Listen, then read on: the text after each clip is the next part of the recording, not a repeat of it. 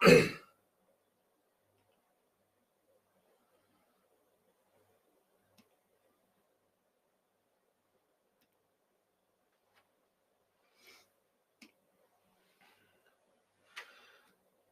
morning to all and welcome to Byju's.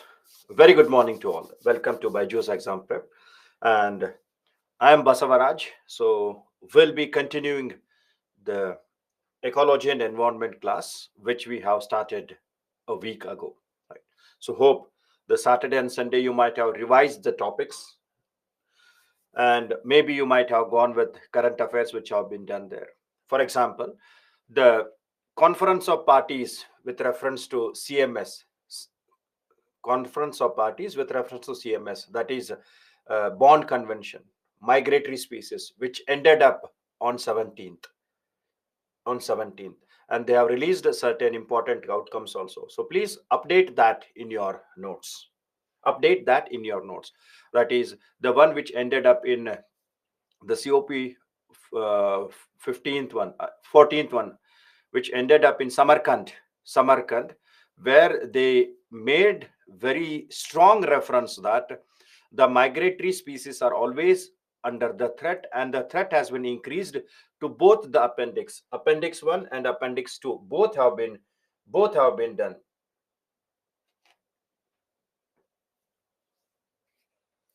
Okay. Where questions in weekly test that population member has same. See, gene pool means it's native areas. Same. It is gene pool means same areas, right?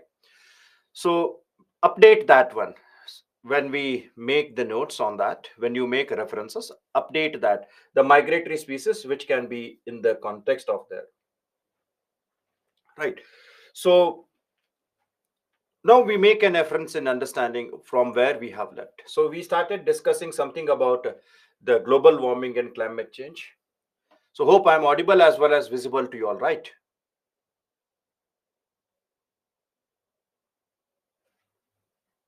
Yes, done. So we were discussing about the global warming and climate change. So in that, we made an effort in understanding what is the difference between global warming and what is climate change. And then impact of climate change with reference to all the parameters, including agriculture section. Then we started to understand the chronology, that is Stockholm Conference, the significance of Stockholm Conference, and then the Stockholm Conference led to the formation of United Nations Environment Program, UNEP, and it also made a reference to start the World Environment Program to create an awareness, in the context of the environmental protection, right? Now, after this World Environment Day, which was started from 1973 on June 5, and we made a reference of the 2023 World Environment Day as well. Now, after this World Environment Day, which was one of the outcome of the process in the chronology, then they decided to set up a committee. They decided to set up a commission called as Brand Commission to understand the international development issue. Understand the international development issue. That what type of economic developments are there and what type of environmental concerns are there. Economic development issues, and also to understand the environmental issues. And now, environmental issues. Now, this Brand Commission is an independent commission, which was headed by Willy Brandt. Now, this Brand Commission submitted its reports, which is called as Brand Report. In the Brand Report, it highlighted about an imaginary line.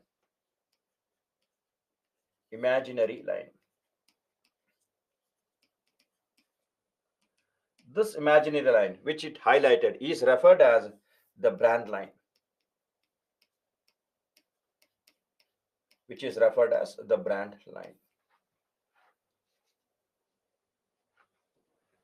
And this brand line highlighted global economic disparities.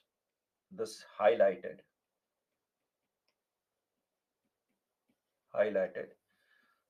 global economic disparities. Right? It highlighted global economic disparities. So this is an imaginary line. On the north of that, on the north of this imaginary line, there are the countries which are referred as developed countries. Developed countries, including North America, Europe, and those. And south of that, it classified the countries which are developing and underdeveloping. Developing countries and underdeveloped countries. Underdeveloped countries. It highlighted that mark.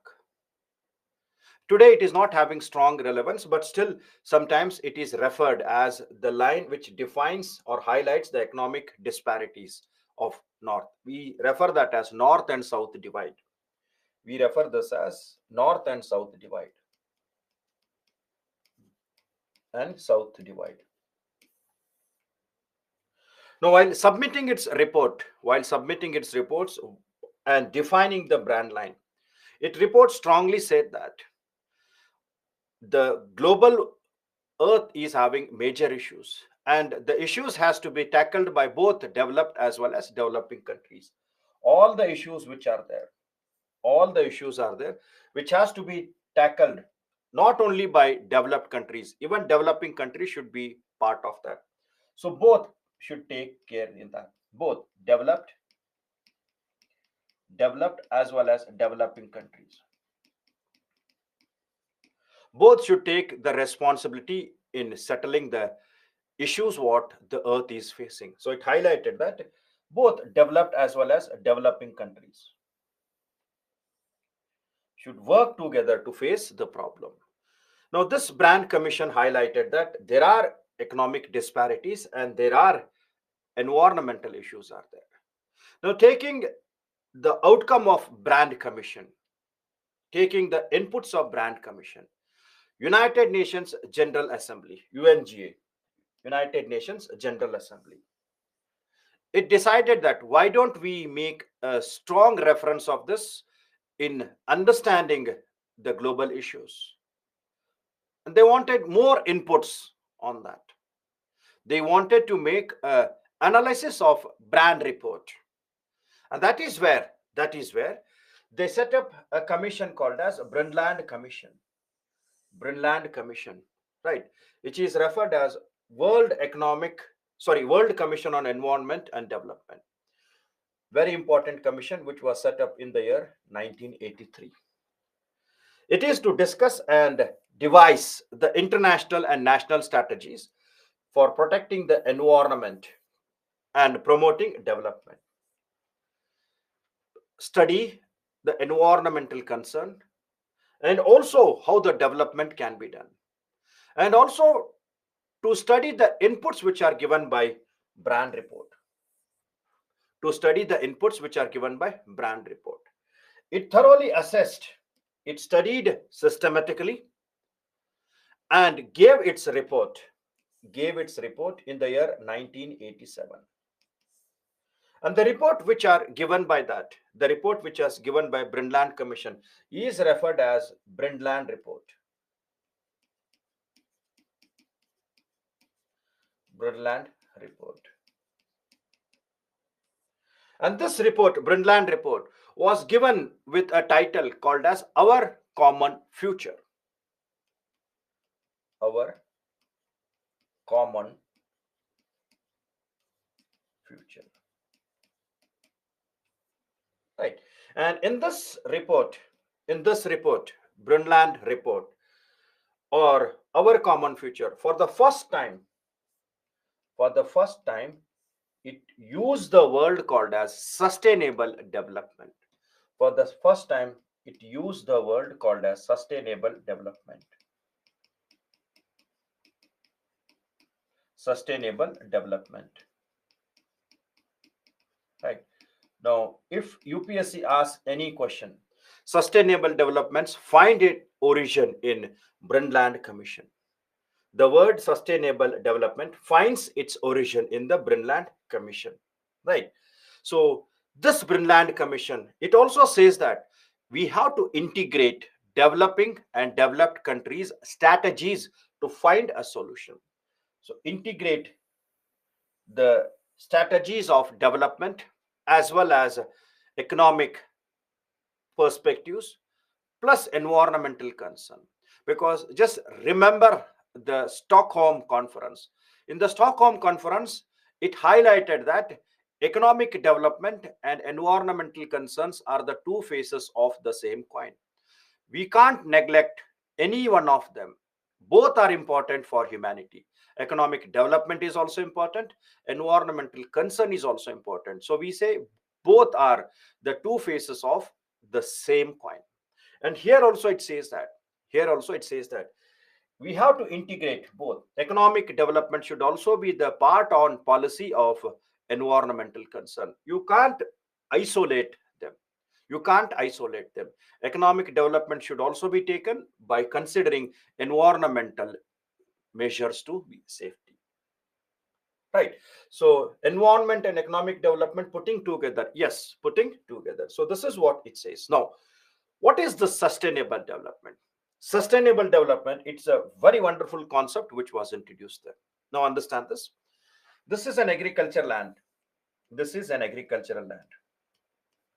Now in this agricultural land, you are growing crops. You are growing crops. Now to get more yield, you are using chemical fertilizers. You are using chemical fertilizers. Right. So by using the chemical fertilizers, you will get yield. The agriculture field will have an yield. It means it will provide tremendous production. So we refer this as a development. We refer this as a development. Development means it is providing more yield, increasing the productivity. But when we use this chemical fertilizers continuously, maybe say for 30 years or 40 years, this development which has been achieved by using the chemical fertilizer will not stay for a longer period of a time. Why? Because due to use of the chemical fertilizers, the soil will lose its fertility. The soil will lose its fertility. And that soil will become degraded. Any land, any soil, when it loses its productivity, we refer that as degraded. So this soil will become degraded. Degraded. Degraded means losing its productivity. Losing its productivity. Or losing its productive capacity. So this development which has been done does not stays for a longer period of a time. Development has achieved, but in the later stage it becomes degraded. So it means the resource which has been developed is not of any good thing. Now instead of that, a same patch of a land is there on some other areas where you are doing organic farming. Where you are doing organic farming. A very systematic and planned one. So here, this organic farming which is done, it will give development also. Development, it will yield the products. After 50 years, after 60 years also, the soil will not lose its fertility. The soil will not be degraded. Will not be degraded. It means that it will not lose its fertility. It will keep on providing the benefits. It will keep on providing benefits. Keep on giving benefits. Giving benefits without degrading. Keep on giving benefits without degrading. Without degrading. So such types of developments, what we get continuously without degrading, we refer this as sustainable development. We refer that as sustainable development. Right. So that is which meets the need of the present generation. without compromising with the ability to without degrading the resources. It means meeting the needs of the present generation and also next generation without degrading. Without degrading. So meeting the needs of present and also next generation and also next generation, and that too without degrading. Without degrading.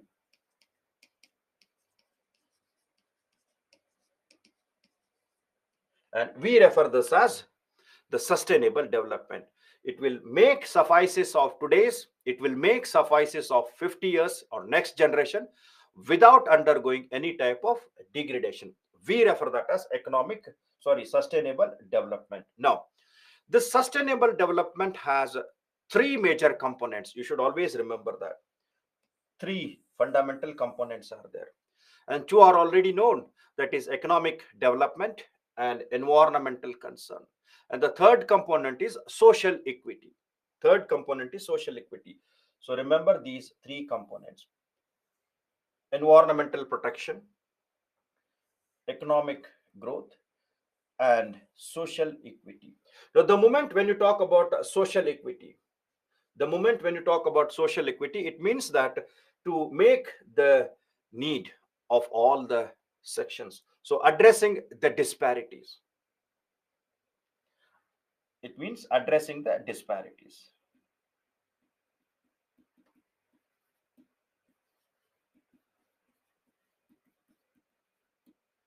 disparities, taking concern of all the section, taking concern of all the section,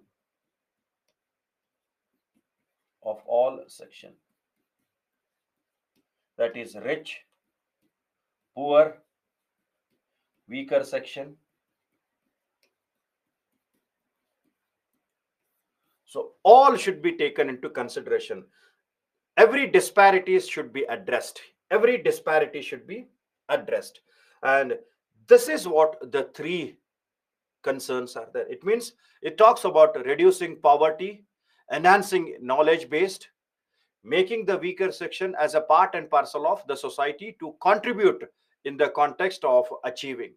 So hence, any answer you are writing henceforth, if the question is asked on sustainable development, the moment when the sustainable development question is asked, you should gauge the sustainable development in three parameters: whether it is giving some economic growth, check; whether it is protecting environment, if yes; whether it is giving some benefit to the society, whether it is making some social equity, that is removing the barriers, helping the poor people. If it is doing all the three, then that is called as sustainable development. If any one of them is missing, then we don't call it as sustainable development. UPSC will 100% ask question on sustainable development in any part. It can be forest, it can be land, it can be drinking water, it can be any section where we are getting the resources.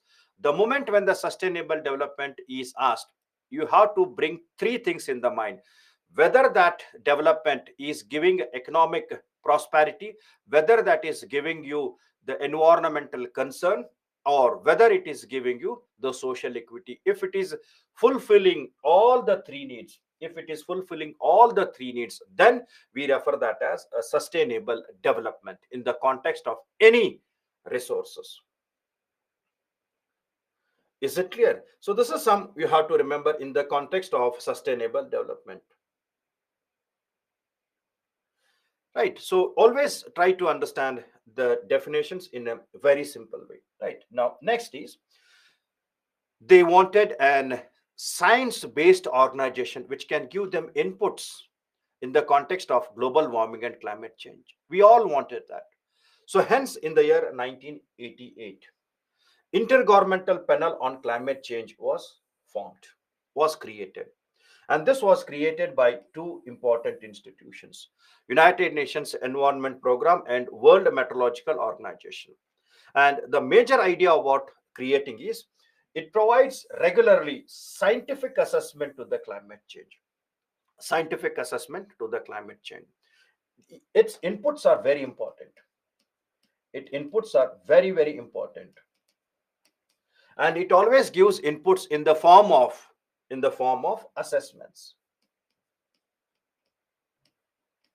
in the form of assessments or in the form of reports. If any institution demands the report, then the IPCC provides reports to that. And assessments, already 6 assessments it has released. It has released 6 assessments. And these assessments are very vital to understand the condition of the climate change, understand the condition and impact of climate change. And it also suggests what should be done in the future. It also provides suggestion in the context of climate change issue. It also suggests that, right? The assessment reports are key inputs which are negotiated in the climate change. So generally, when we are having the conference of parties, so in this conference of parties of climate change,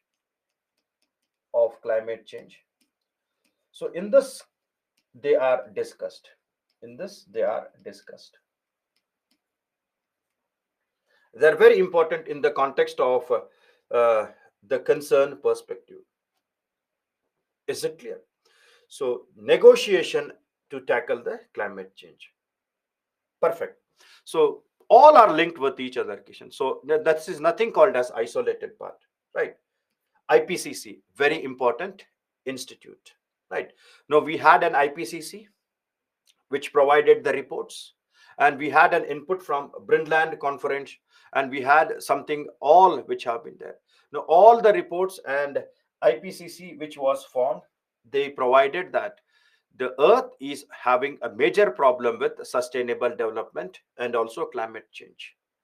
In all this regard, united nations it decided that, it thought that, why don't we have a global conference? United Nations thought that, why don't we have a global meet? Why don't we have a global meet to understand and tackle the situation? To understand and tackle the situation. It means that to find the solution for the problems, to find the solution for the problems, solution for the problems. And not only that, it also wanted that both developed and developing countries should give their experience and inputs. It wanted both the developed countries and developing countries, let them share their experience and inputs. Let them share their experience and inputs, which can help in tackling the condition, tackling the situations. So their issues they can raise, their concerns they can talk in the global meet.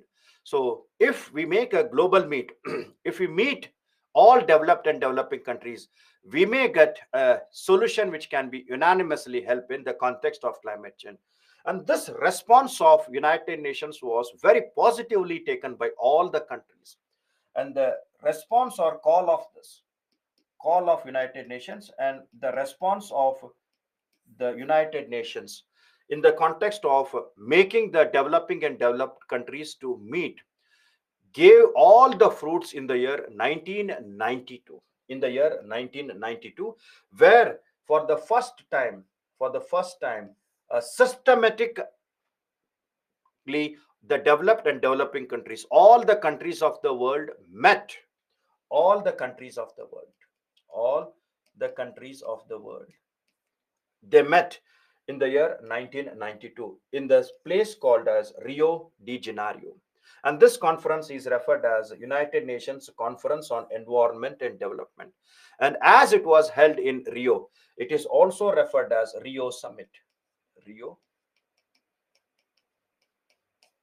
Summit. And it is a conference, it is a summit where all the countries of the world met to discuss the issues associated with the earth. All the countries, almost all the countries of the world, they met to discuss the issues of the earth, and hence it is also referred as Earth Summit. It is also referred as Earth Summit. So all the three names are same. All the three names are same, right? So it gave a call to that. It gave a call to all the countries, including non-United Nation members also. But all the members met there. All the members who met there, they made their strong presence in the summit called as Earth Summit. So remember, UNCED is also same, Rio Summit is also same, Earth Summit is also same. And this summit had a theme. This summit had a theme, that is environment and sustainable development. It called for a theme, environment and sustainable development. Environment should also be taken, and sustainable development should also be taken into consideration. It is a very important summit in the context of the any issues which was faced by the earth at that time. All type of issues, sustainable development issue, biodiversity issue, pollution issues, global warming issue, climate change issues, all were taken into consideration, right? And the summit provided the outcomes. The outcomes of summits are very, very important. So here in the summits, the outcomes of the summits, it created three conventions, and two declarations. Two declarations, right? The first declaration is referred as the Rio Declaration on Environment and Development. That is the strategies for environment and development. It provided the strategy for environment concern and development. But very important is Agenda 21. Now, Agenda 21, the moment when we say, remember, 21 refers to 21st century. 21st century. Now, what is agenda? Agenda is about sustainable development. Agenda was for sustainable development. Sustainable development. Right. Now, the moment when you talk about sustainable development, immediately you should remember it's three components. Three components. That is social equity, environmental concern, and economic development. Social equity means reducing poverty, taking care of women's education, health aspects, weaker sections. It means inclusive growth, which in a very simple term. Social equity, which talks about that. So hence, Agenda 21 talks about the blueprint of sustainable development. Blueprint of sustainable development. Sustainable development for 21st century. Blueprint of sustainable development for 21st century. So these three things you should always keep in the mind: economic development, environment concern, and social equity. That is reducing poverty, women empowerment, child education, decreasing disparities, right? Providing health benefits, taking care of weaker section. All these have to be taken into consideration. We refer that as social equity. That is addressing disparities across all the sections. Addressing disparities across all the sections. So hence, it made a very strong presence that we need to make sure the sustainable development has to be done in the 21st century. Right. So three important conventions were there. And these three important conventions are: the first convention associated with climate change. We refer that as UNFCCC, United Nations Framework Convention on Climate Change. Climate change. The second convention is Convention on Biological Diversity. biological diversity. And third one was to address the desertification issue. We refer that as United Nations Convention to Combat Desertification issues. So three important conventions were there. And those countries which have signed to that, those countries which have signed these conventions, we refer them as signatories.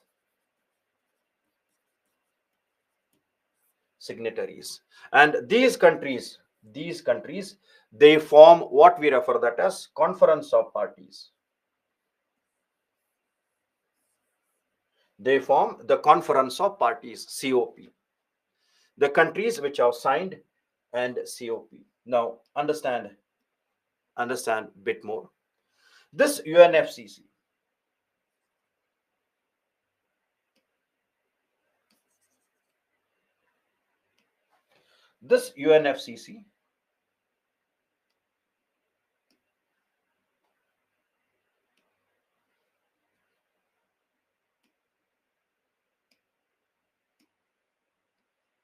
UNFCCC, United Nations Framework Convention on Climate Change, is not legally binding.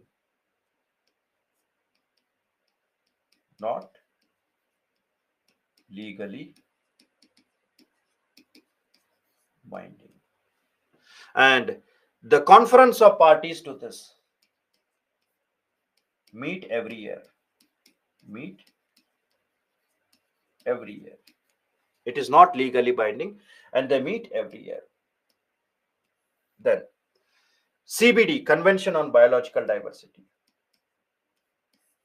CBD. This is legally binding.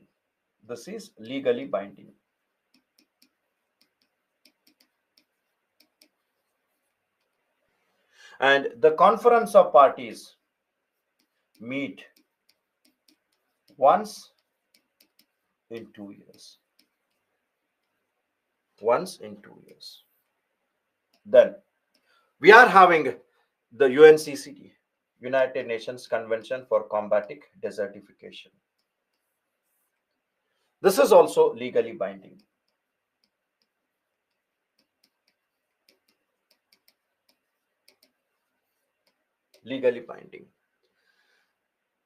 Right, legally binding.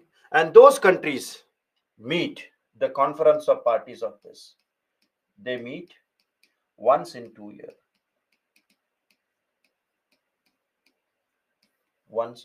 years.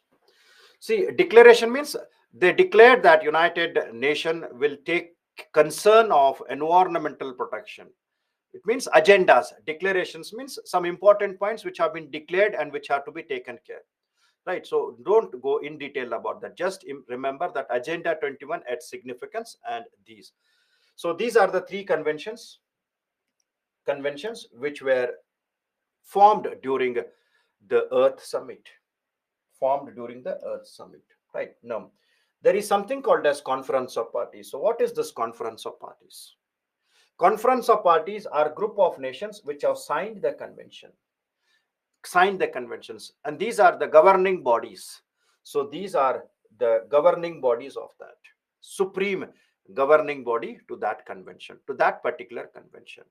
And they meet periodically, that is every year, once in 2 years or once in 3 years. Take an example of CMS and CITES. So they meet once in 3 years.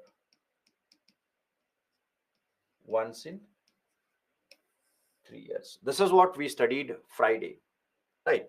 Then they always review the progress made by the members of conventions, and they discuss them in the further pledges or further progress.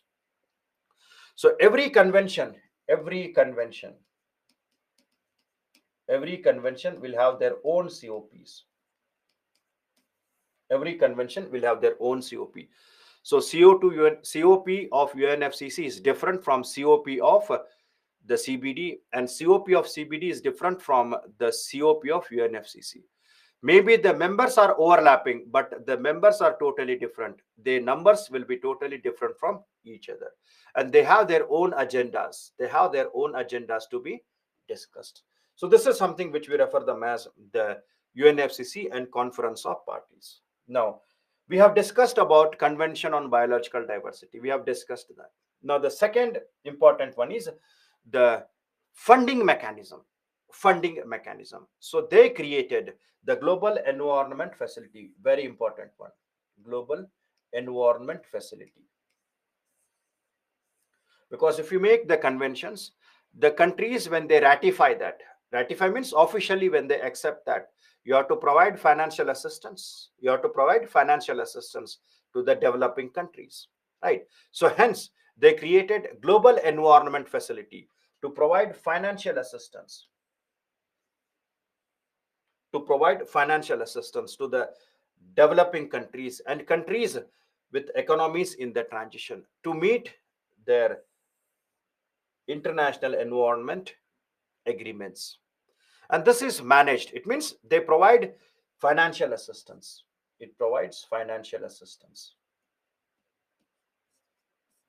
to the developing countries, more specifically developing countries which have ratified the convention. Ratified means officially accepted the convention. Officially accepted the convention, right? And here it is managed. It is managed by, in prelims if they ask, environment, sorry, it is managed by United Nations Development Program, World Bank, and United Nations Environment Program. So United Nations Development Program, United Nations Environment Program, and the World Bank, they are referred as custodians of Global Environment Facility. They are referred as the custodians of the Global Environment Facility. Now remember, this Global Environment Facility provide financial assistance to the countries which have signed, which have ratified 5 conventions. It provide assistance to the countries which have ratified 5 conventions. 5 conventions. So 3 conventions of Earth Summit, that is UNFCCC, CBD, and UNCCD. These 3 you should keep in the mind. And 2 are associated with the pollution. 2 are associated with the pollution. So it provides financial assistance for the CBD, Convention on Biological Diversity, United Nations Convention to Combat Desertification, and United Nations Framework Convention on Climate Change. So these are the 3 conventions of Earth Summit. Earth Summit plus it also gives financial assistance to 2 more conventions. Minamata Conventions regarding pollution of mercury contamination. Then Stockholm Convention on persistent organic pollutants. So when I take pollution, I'll explain these 2. So remember, it provides financial assistance to the 5 conventions. 5 conventions. Is it clear? Right. So don't get much stressed now. Loss and damage, I'll discuss that. First, understand the initial stage. Don't jump directly to loss and damage. So before that, you have to understand what is mitigation, what is adaptation. So without understanding mitigation, adaptation, you can't write what is loss and damage. Go with the flow. Go with the flow. So Global Environment Facility, right? Then there is something called as the CBD, which we have discussed. Now something called as United Nations Convention on Combating Desertification. So in the present context, due to variation in the climate,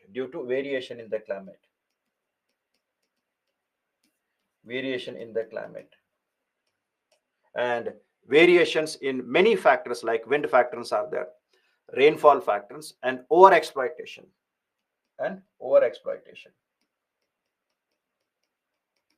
Exploitations.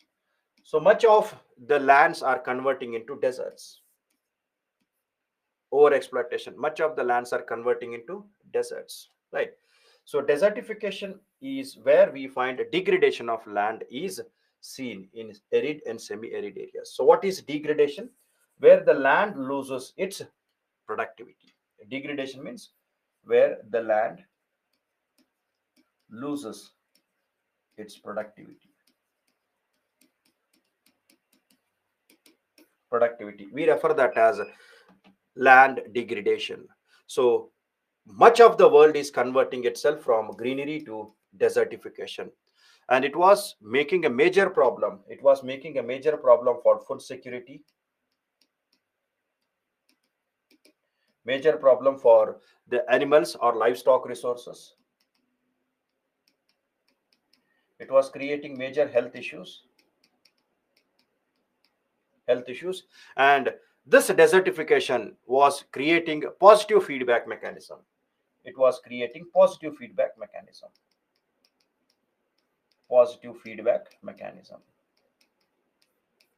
right?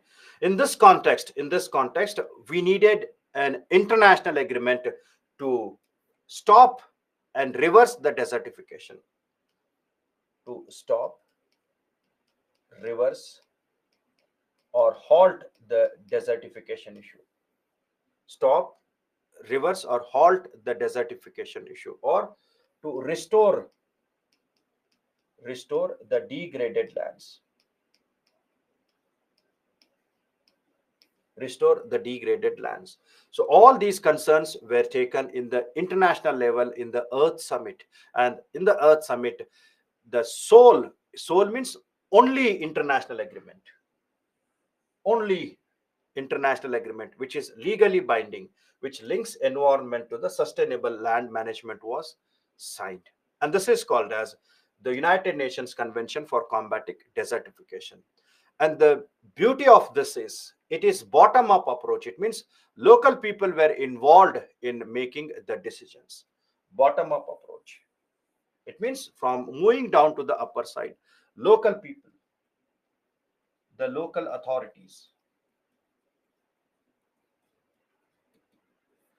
authorities were involved in planning, were involved in planning to find a solution for the context of the global warming and climate change and its linked aspect of United Convention for desertification, right? Panchayats and all local people. See, positive feedback mechanism, I have explained that 15 to 20 minutes in the concept of ecosystem. Please refer that, right? So this is what it's not a small statement. It is a very good concept and huge concept which needs 20 minutes to explain that. It can't be explained in one single line. So please go through that. So for this, Seoul International Binding Agreement was signed. And this convention meets once in 2 years. It meets once in 2 years. And the last meeting was in the year 2022. And this is in Cote d'Ivoire. It is in Cote d'Ivoire, right? And in the Cote d'Ivoire, it is in the place called as Abidjan. Places in the news. And here the meeting was for 15th time. So hence it is referred as COP 15. 15th time the conference of parties met in these states. And the theme of this is land, life, legacy, from scarcity to prosperity. It means that restoring the degraded land, making the life more beautiful, making the people's economic activities more prosperous, restoring the land, halting the desertification, right? So all these were taken into this perspectives, right? Now here you should remember that the COP 15 was in this Abidjan. Very important is COP 14. And this COP 14 was held in India. COP 14 was held in India. And among all the important outcomes of COP 14, which was held in India, very strong one is, which we refer them as Delhi Declaration. Delhi Declaration. Delhi Declaration.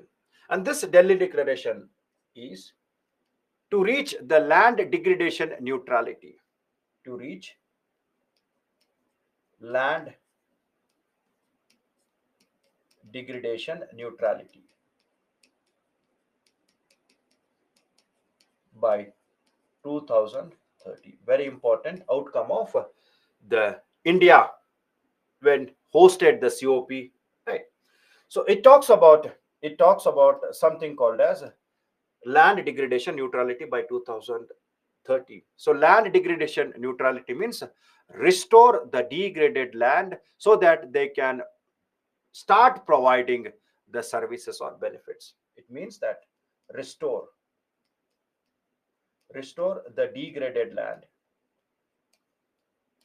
so that they can start providing the benefits and services, so that they start providing benefits and services. It means that they start providing agricultural crops so that it can settle the issues of the food scarcity, etc. So very important, where Delhi Declaration was signed with reference to the UNCCD, which was held in India, right? So you don't have to remember the theme of COP14. If it is required, you can go with the PIB and read that. But this is something which is very significant. Now, the outcomes of the COP15 are, here they found that the impact of the climate change are very, very severe. Like droughts were persisting, heat waves were persisting, and these droughts, heat waves was eating up all the moistures which was available on the soil, and the crops were also completely destroyed. So hence it decided that we need a global pledge. We need a global pledge to boost the drought resilience. Drought resilience. Now, the moment when we say resilience, the resilience means two terms. Resilience means two terms. That is resistance. Resistance. And the second one is recover quickly. Quickly recover. Quick recovery, right? So we have to make sure that we can resist the impact of drought by many methods, like conserving the water, protecting the resources, so that we can resist the drought. If you are unable to resist the drought, then recover quickly from the drought like condition. Recover quickly from drought like condition. So hence we always use the word resilience. So whenever when you're writing anything in your disaster management or anywhere, if the term resilience is there, it should have be in two gauges. One is resisting the impact, and if you are not resisting the impact, if it is not resisting the impact of that event, it has to recover quickly. It has to recover quickly. So earthquake resilience, it means that resist the earthquake, and if not, after the event, it should be recovered very quickly. So we refer that as resilience, right? So global pledge to boost resilience and invest in land restoration for prosperity. Restoring the land, that is to make the land degradation neutrality, to bring the land back into its path. Establish an intergovernmental working group on drought for 2022-24 to see the possibilities and the policies by which they can reduce the impact of drought. You can't stop the drought, you can reduce the impact of drought. You can reduce the impact of drought. How? By making all the arrangement, which we refer them as managing the droughts. Drought is a disaster. Drought is a disaster. So managing means we something referred it as pre-disaster management. Pre-disaster management, where we will emphasize on managing the risk. Managing the risk. Risk management. Risk is different from crisis. Remember, risk means anything which is done before that. See, if you are investing some money in the mutual funds, so before investing, you will calculate the risk. So risk is something which is done before the event. Before the event. And after the event, anything which happens, we refer that as crisis. So before putting your money in the mutual funds, you will calculate the risks. So risk is calculating in the initial stage. And after you have invested your money in the mutual fund, when you get the losses, then we say, I have undergone crisis because of mismanagement of the funds. So crisis is after the event, risk is before the event. So here they talked about risk management, so that the impact will not be very severe on the people. Create global consensus, understanding, consensus to boost the drought resilience by identifying the expansion of drylands and early warning system. Early warning system means it talks about risk management. And early warning system is a very important component of pre-disaster management. It's a very important component of pre-disaster management. Is that clear? Then three declarations were there. They decided that we have to include women's also in taking the steps. Without the women's, it becomes very difficult to persuade with the policies. So hence it talked about including the women's in restoring the deserts, degraded land. So hence it emphasized on gender equality for successful land restoration. It means women's were involved in the activity. Then it discussed about long-term environmental sustainability, not short, long-term, long perspectives were there. Long-term, that how you can go with water management, water conservation, changing the crop, changing the behavior of the people. So long-term perspectives were taken. And it also talked about land, life, and legacy. That is making them from scarcity to prosperity, bringing them from scarcity to prosperity, scarcity to prosperity.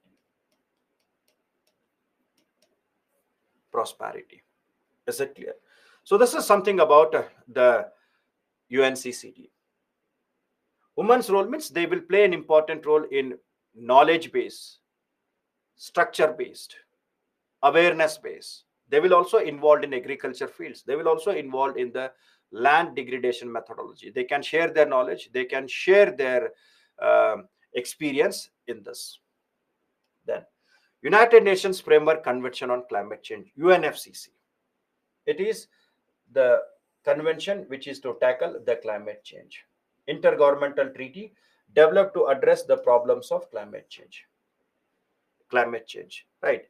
And it is the foundational climate agreement that provides platform for continuously meeting over a period of a time. And the countries which have signed this, we refer them as COP to UNFCCC. And this meets every year, meets every year, right? And it entered into force on 21st March 1994. The first meeting was held in the Berlin in 1995 after the signatories when they signed that. We have many, but very important we will discuss. The third one is the Kyoto Protocol, or the one which was held in Kyoto. And eighth was held in India.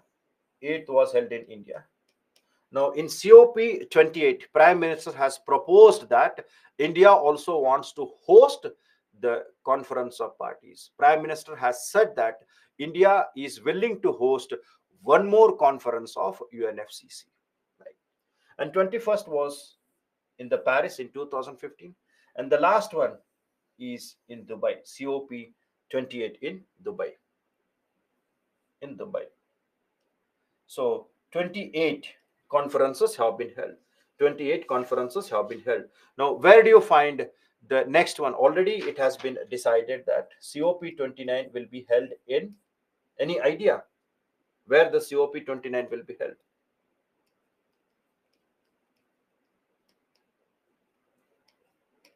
Azerbaijan. And that will be this year, right? And 2020 it was postponed due to COVID. 2020 it was postponed due to COVID, right? So this is about COP28. Now we will take up the important one, that is the Kyoto part, Paris, and after that. Now the first one is something called as Kyoto. So Kyoto is in Japan.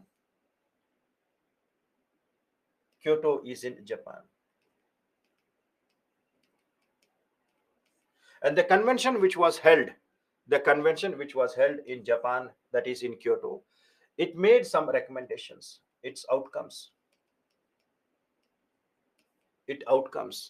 are referred as the changed part of United Nations Convention on uh, Climate Change, which is referred as Kyoto Protocol. Kyoto Protocol. And this, see, UNFCC is not legally binding. UNFCC is not legally binding, but Kyoto Protocol is legally binding. Kyoto Protocol is legally binding.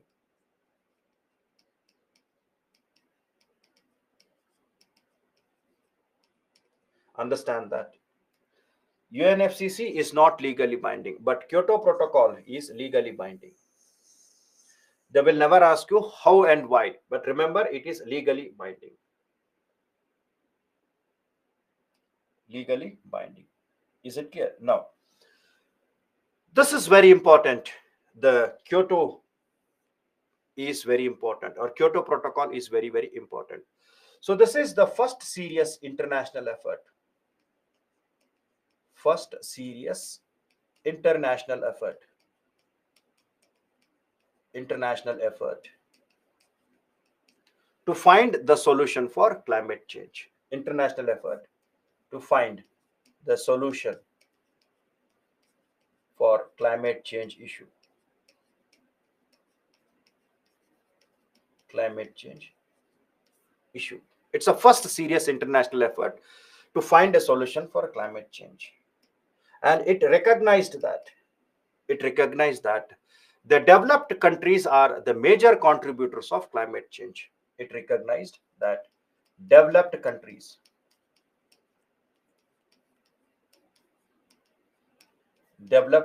are major contributors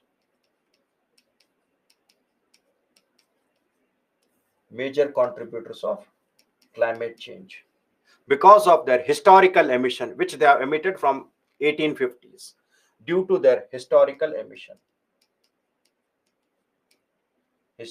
emission. And it also says that the developed countries have the greatest possibilities to provide the solution to the climate change. It also said that the developed countries has greatest possibilities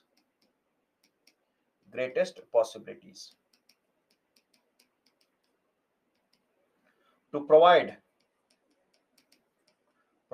solution for the climate change. Provide a solution for climate change. How? By limiting the greenhouse gas emission. By limiting the greenhouse gas emission.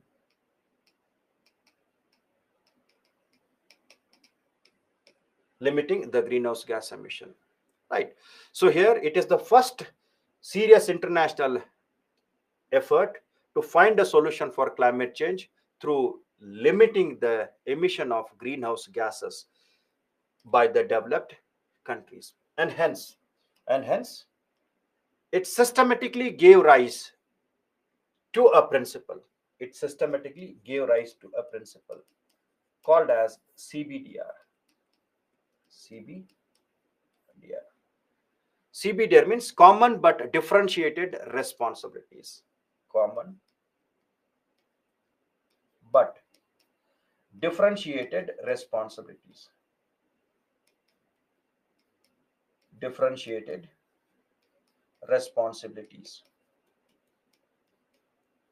CBDR means common but differentiated responsibilities.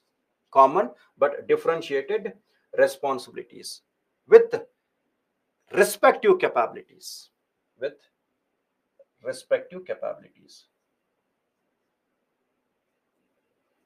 Respective capabilities. So this is what you have to remember. CBDR, common but differentiated responsibilities with respective capabilities. Now, what are common and what are respective capabilities?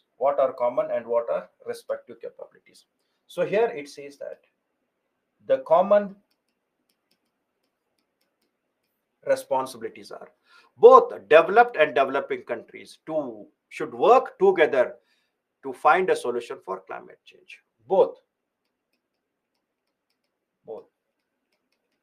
developed and developing countries, both developed and developing countries should be involved in the impact of climate change. Right? Both should fight for the climate change issue. Both should fight for climate change issue.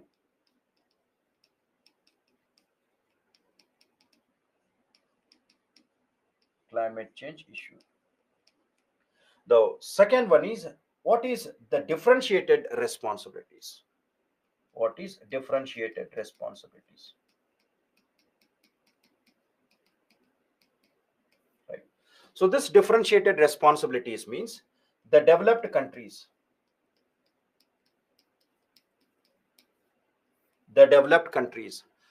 which are major contributors of climate change. So the developed countries should provide financial and technical assistance to the developing countries. So they should provide financial and technical assistance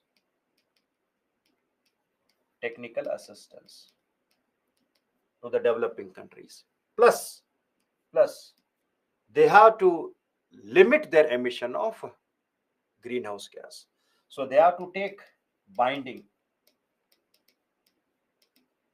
or they have to limit their emission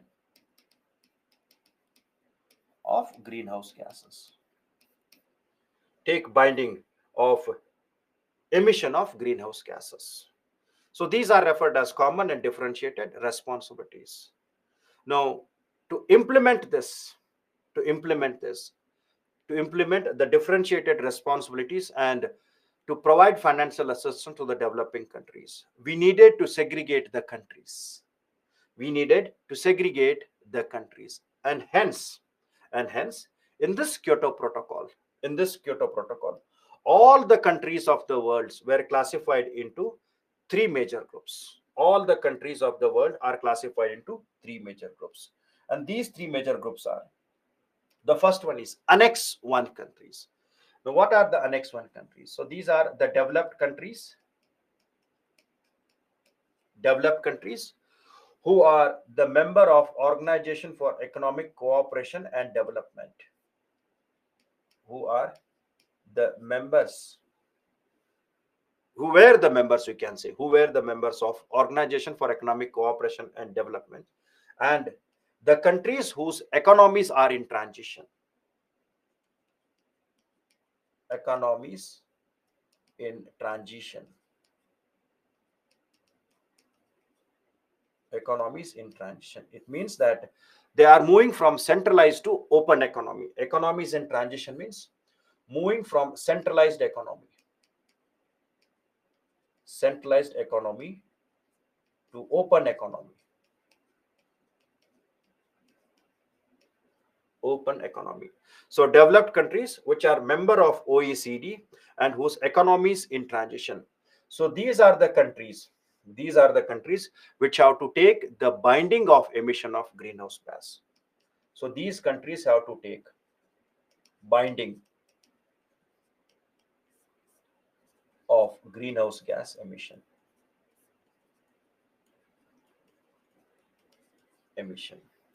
Now, Annex 2 countries. What are Annex 2 countries? Annex 2 countries are those countries which are also developed countries, which are also the members of OECD, and the economies are not in transition. These countries whose economies are not in transition. Not in transition. So these countries, they do not have to take the binding. But these countries have to provide technical and financial assistance. They have to provide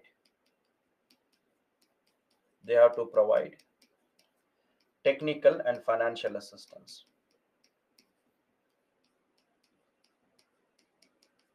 Financial assistance.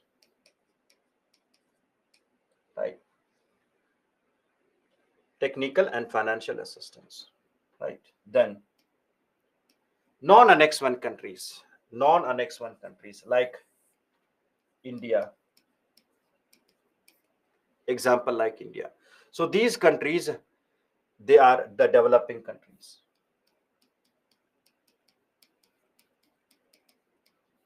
Developing countries which do not have any bindings, no bindings. And these countries get assistance from developed countries. They get assistance from developed countries. Developed countries to fight climate change issues. To fight climate change issues. And LDC means least developed countries. Least developed countries which are taken as priority. Which are taken as priority. Poor countries or small islands which are most affected by impact of climate change. Which are most affected by the impact of climate change. Impact of climate change, right? So economies in transition means which have moved from centralized economy to open markets. Open markets. Open markets. We refer that as economies in transition. Closed one, centralized one to the open markets, liberalized one. Then it has classified the countries into these groups. Now the major problem was to identify which gases should be reduced and which countries of Annex 1 has to take binding. The issue was which countries have to take the binding within the Annex 1. Annex 1 consists of many groups. Annex 1 consisted of many groups. Annex 1 comes under, Annex 1 has many countries. Now the issue was within this Annex 1, which countries has to be taken into criteria. And that's why they wanted to have clarity on which countries and which gases has to be binded. Which countries and which gases has to be binded. And that is where they made two annexes. They made two annexes of Kyoto Protocol. Two annexes. The first annex talks about Annex A. It outlines the 6 gases which has to be reduced. It talks about 6 greenhouse gases whose emission has to be reduced. Whose emission has to be reduced. That is, binding has to be done for the emission of this. And these are referred as the 6 greenhouse gases of Kyoto Protocol. 6 greenhouse gases of Kyoto Protocol. Right. And these are carbon dioxide, methane, nitrous oxide, hydrofluorocarbon, perfluorocarbon, and sulfur hexachloride. So these are the 6 greenhouse gases which has to be curbed and which are included in the Annex A. So Annex A gases has to be taken as binding. Now, which countries of Annex 1 have to take the binding? So they have mentioned Annex B. The countries of Annex 1 which have to take the limitation of the reduction of greenhouse gases under the Kyoto Protocol. And here we come across the group of countries which classified as 37 countries plus European Union. So totally 38, including European Union. 37 plus European Union. They have to take the binding of emission of greenhouse gas. They have to take binding of emission of greenhouse gas. So remember, Annex B is a group of countries which consisted of 38 countries which have to limit the binding of emission of 6 greenhouse gases which are mentioned in the Annex A.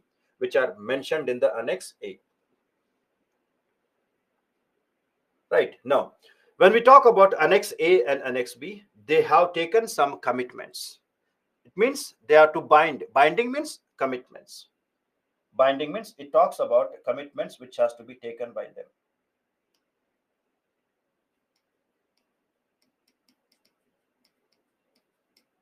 Commitments. Now the commitments which were taken by these countries, we have two commitment periods were there. Two commitment periods were there.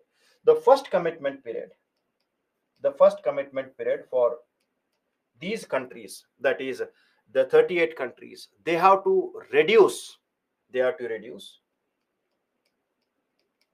emission of greenhouse gases. They have to reduce the emission of greenhouse gases.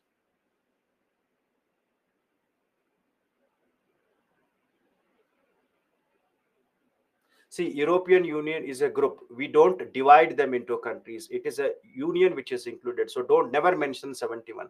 So 37 countries plus European Union.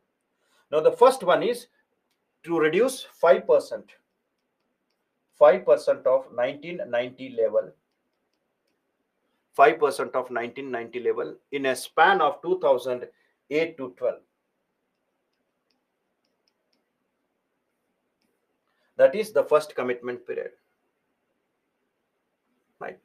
And this entered into force, but it did not made much achievement. Very less objective was reached. It was not 100% successful. Now, when the time ended in 2012, so it was amended in Doha. Amended in Doha. We refer that as Doha Declaration. Doha Declaration. And in this Doha Declaration, it talked about the second commitment period. And the second commitment period, it talks about reducing 18%, 18% of 1990 level between 2013 to 2020. And remember that this second commitment period has never entered into force. Not entered into force. Not entered into force. So this is what you should remember, the annexes of that, right? So Annex A talks about the gases which have been taken for binding. So the 38 countries, they have to reduce the emission of these gases which are explained in Annex B. And Annex B countries are those countries which are part of Annex 1, subgroup of Annex 1, who have to take the binding of the emission of greenhouse gases. Why never entered into force? Because ratification was done by required number. So many developed countries not signed them so that it can enter into force. There were many issues with that, right? So many developed countries, they raised their voices, like China is emitting more amount of greenhouse gases, India is emitting more amount of greenhouse gases, why they are not taking the binding? So such issues were there, like they found that China is not taking any binding because China is not a part of the Annex B.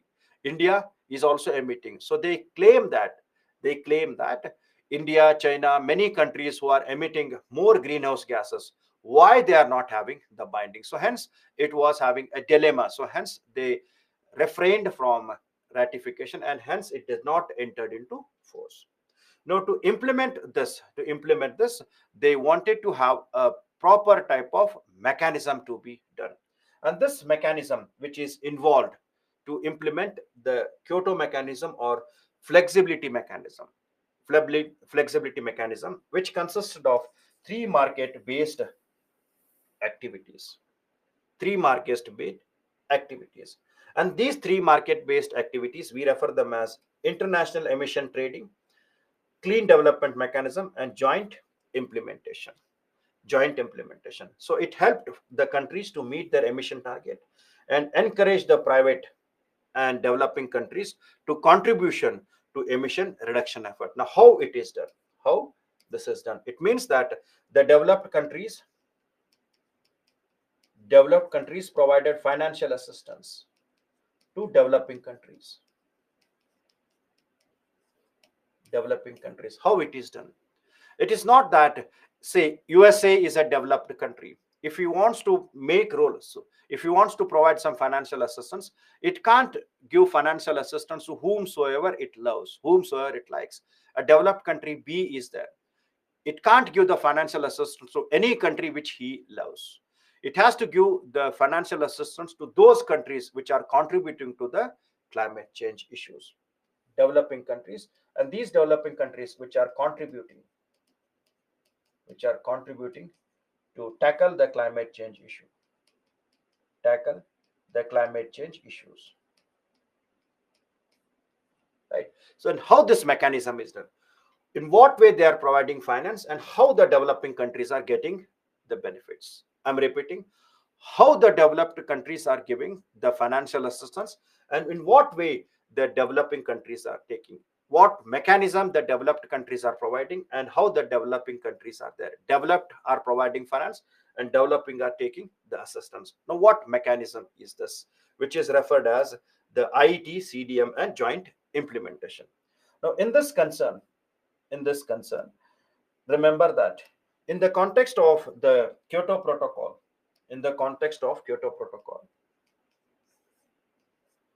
they created something called as assigned amount unit. Created something called as assigned amount unit, that is AA, or it is also referred as Kyoto unit. Kyoto unit, both are same. So assigned amount unit or Kyoto unit, it is assigned unit or Kyoto unit, which is having a volume of 1 ton of carbon dioxide, which has volume of 1 ton of carbon dioxide, or 1 ton of carbon dioxide equivalent. 1 ton of carbon dioxide equivalent. And these are nothing but certificates, right? So assigned amount units or Kyoto units are nothing but they are the certificates. And these certificates where 1 ton is equivalent to carbon dioxide of greenhouse gases, 1 ton of carbon dioxide or 1 ton of carbon dioxide equivalent. In the certificate, 1 unit is equals to 1 ton of carbon dioxide or 1 ton of carbon dioxide equivalent. And these certificates are financial instruments. So these certificates have financial values. So they are having financial values, or they are financial instruments.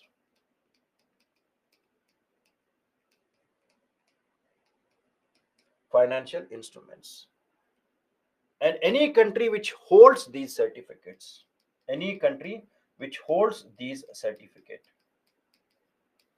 certificate will have emit to write the emission of the certificate what it is holding, will have right to emit the greenhouse gas, Any country which is holding that will have a right to emit the greenhouse gas of the volume what it is holding. If it is holding 2 units, then 2 tons of carbon dioxide it can emit. If it is holding 5 units, then 5 tons of the greenhouse gas it can emit. So the country which holds that, it is having the right to emit the greenhouse gas. And hence these financial instruments, they are purchased and sold in the international markets. So these are purchased and sold in the international market.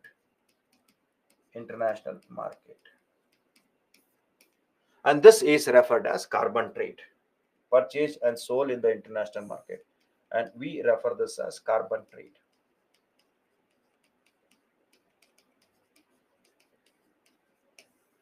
Carbon trade, like a bond, like a bond which is having a value of 1 ton of carbon dioxide or 1 ton of carbon dioxide emission, and the prices are fixed according to the international level there, international analysis, and according to they will never ask you what is the cost of 1 ton of carbon dioxide, 1 ton. They will never ask you what is the cost of one carbon credit.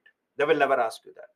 So these are referred as the carbon trade, and the certificates which are traded, the certificates which are traded there, we refer them as carbon credits.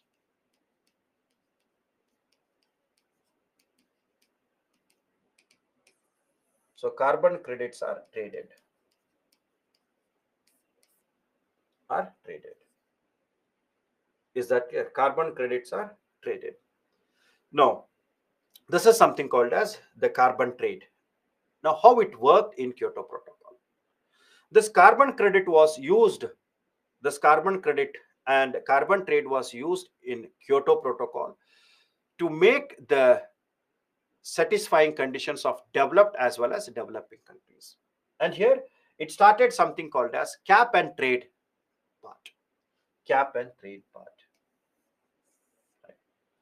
The carbon credit or the carbon market was responsible for cap and trade. Now understand what is this cap and trade. Understand what is the cap and trade. Now here we come across the Annex B countries. Annex B countries which have to take binding of the greenhouse gas emission.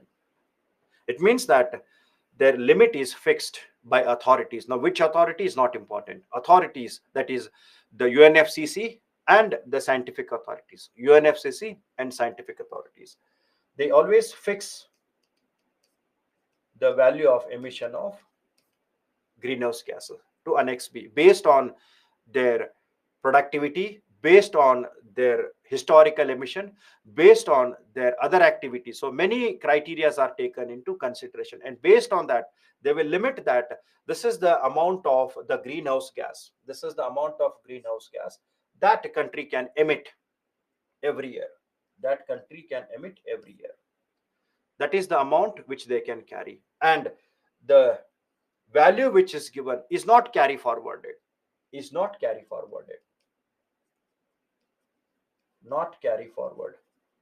It means that if any country is having unit to be released 10 units, and if it has used only 6 units, it can't carry that 4 to the next year. No carry forwarded. They will lapse the moment when the year ends here. So they are not carry forwarded. The values which are given are not carry forwarded. Now understand this. There is a country 1 which is Annex B, Annex B, and this country 1, this country Annex 1 has a target, of emitting say 15 units. It can emit 15 units of greenhouse gas, right? Then another country is there, another country which is B, which is also Annex B, which is also having a limitation. And here Annex B has a limit. It is having a limit to emit 10 units of the greenhouse gas. So they are having the limits there. Now along with that, we are having the non-annex countries, developing countries, non-annex countries, that is developing countries. And these developing countries, they do not have any target, no binding, to that. But these developing countries, they take many activities like they introduce solar energy, by which the carbon dioxide emission has reduced. They take afforestation programs, by which they have removed the carbon dioxide from the atmosphere. So such projects which are taken by the non-developing countries like India, Brazil, etc. Many countries which have taken such products. So when they make such projects, when they perform such products, they are either removing the carbon dioxide from the atmosphere, or they are stopping the emission of carbon dioxide. So by which they will create the carbon credits. So these countries will create the carbon credits. So by showing this work, they will create the carbon credits. So they will have their carbon credits. Carbon credits are created by these developing countries. Now, understand the trade mechanism. Understand the trade mechanism. Now, if the developed countries on yearly basis, every year they will have the target. Now, this target, if you are talking about, say, 2012, they are having a target. Now, January, February, March, April. So, up to March, April, what we say, March, April, May, June, or you can say up to the month of August. Up to the month of August, right? Now, this country second has used its 4 units. It has used its 4 units. It means that it is having another six unused cards are there. Six unused credits are there with country two. Now, country one, it has used its 14 units. It has used its 14 units by the month of August. By the month of August. Now, this country,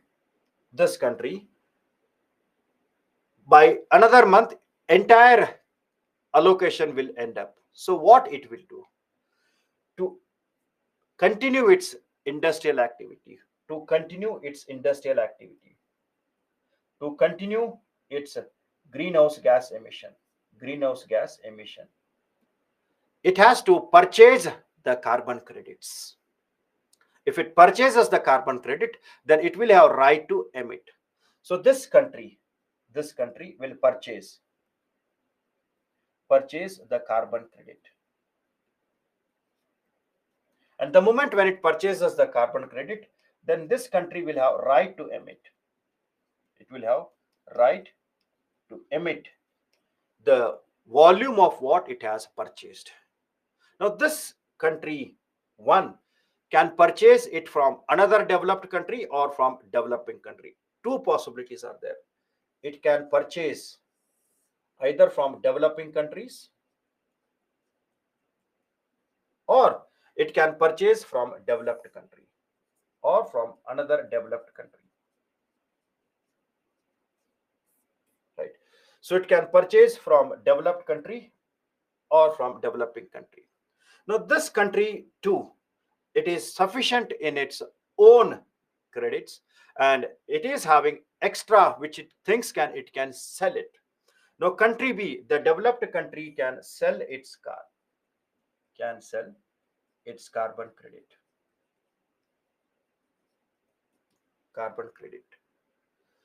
So if the developed country has purchased it from another developed country, country I, which has purchased from another developed. So if this trade is between two developed countries,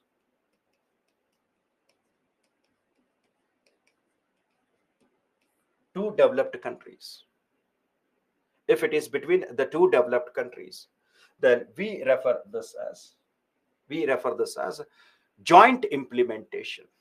The name given to this is joint implementation.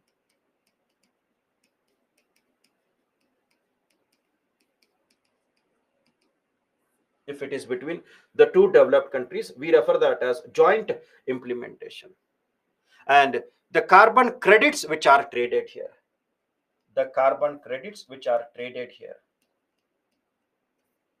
we call them emission reduction units. We refer them as emission reduction unit. That is ERU, emission reduction units. Now, if the developed country makes the trade with another developing country, if the trade is between developing and developed country, like where it can purchase it from India and all, because these countries do not have their targets, so they can sell them. So these developing countries, they can sell their carbon credits to the developed countries. Now when they sell the credits, they will get financial assistance. This is how the financial assistance they get from developed countries, not in whatever way they want. They have to contribute in the climate change issues, and by that they will create the carbon credits. Now this carbon credits, when they sell, by selling that, they will get the financial assistance. This is how the financial assistance is given to them. And this trade, which is done between developing and developed countries, we refer that as clean development mechanism. It is referred as clean development mechanism. Clean development mechanism. And here the credits, the carbon credits which are traded, the carbon credits which are traded, we refer them as certified emission reduction. Certified emission reduction. Certified emission reduction. This is all what we refer that as a carbon trade.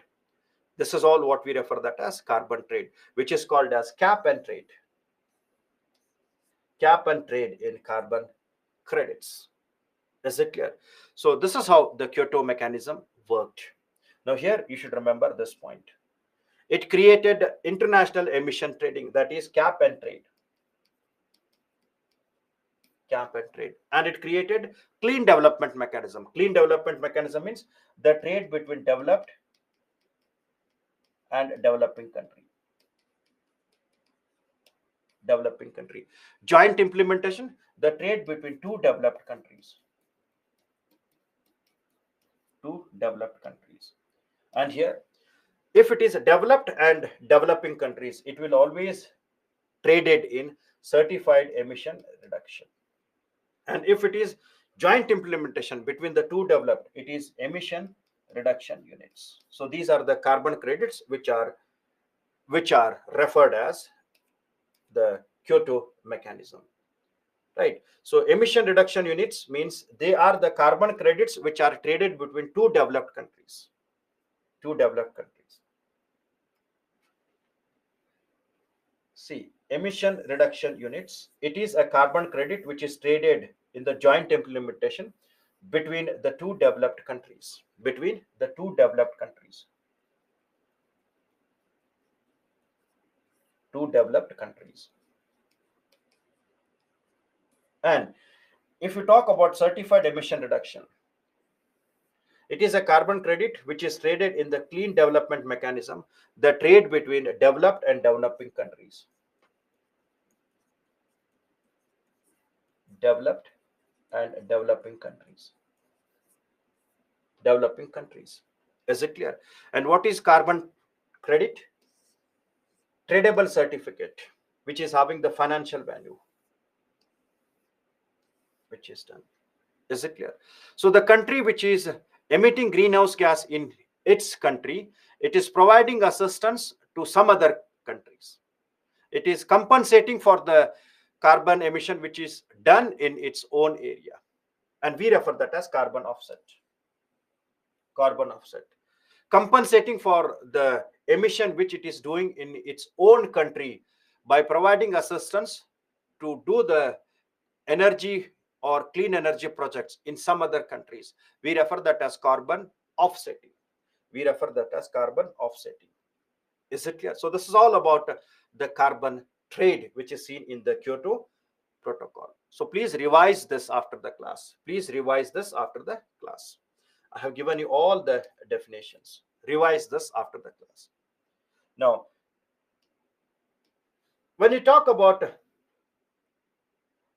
see, India can release its CER to Annex B countries. European Union can purchase from that, but it is not mandatory that they have to buy only from India. It is not mandatory that they have to buy from Brazil. They can buy from any countries which they are willing to. Right. Now, clean development mechanism, its dual objectives were fulfilled. That is, it helped the developing countries to reduce the emission and assist the developing countries to achieve their sustainable development. How? By selling the carbon credits. By selling the carbon credits, they will get financial assistance. They will get the financial assistance. See, there were the major issues. Serious economic exploitation, yes, it was there. So that's why this Kyoto Protocol has been replaced by Paris Agreement. That's why this Kyoto Protocol has been replaced by Paris Agreement, right? So there were many issues with this. There were many issues, like you are making the countries to emit greenhouse gas on the basis of purchasing the carbon credits. So there was many breaches which were there. There were many types of economic issues were there, perfectly identified. So that's why this Kyoto Protocol is replaced by Paris Agreement. So from 2020 we have implementing. Now we are implementing Paris Agreement. Is it clear? No, the Kyoto Protocol period is up to 2020. Now it has been replaced by Paris Agreement. Paris Agreement. Is it clear? So it assists the developing country in achieving the sustainable development. But a significant aspect of this is creating of adaptation fund. Adaptation fund was created under Kyoto Protocol. It was created under Kyoto Protocol. Kyoto Protocol of UNFCCC. Now, what is this adaptation fund? Adaptation fund provides financial assistance or financial projects to the vulnerable community in the developing countries to adapt the climate change, like constructing a barrier, food assistance, medical assistance, making shelters, knowledge-based activities. So they provide finance projects and the programs to the vulnerable communities which are affected by droughts, floods, etc. Right. So this is what the adaptation fund is. Now, from where the adaptation fund is funded? Adaptation fund gets financial assistance. It gets finances from two ways. The source of finance for that is, one is voluntary contribution. Voluntary contribution.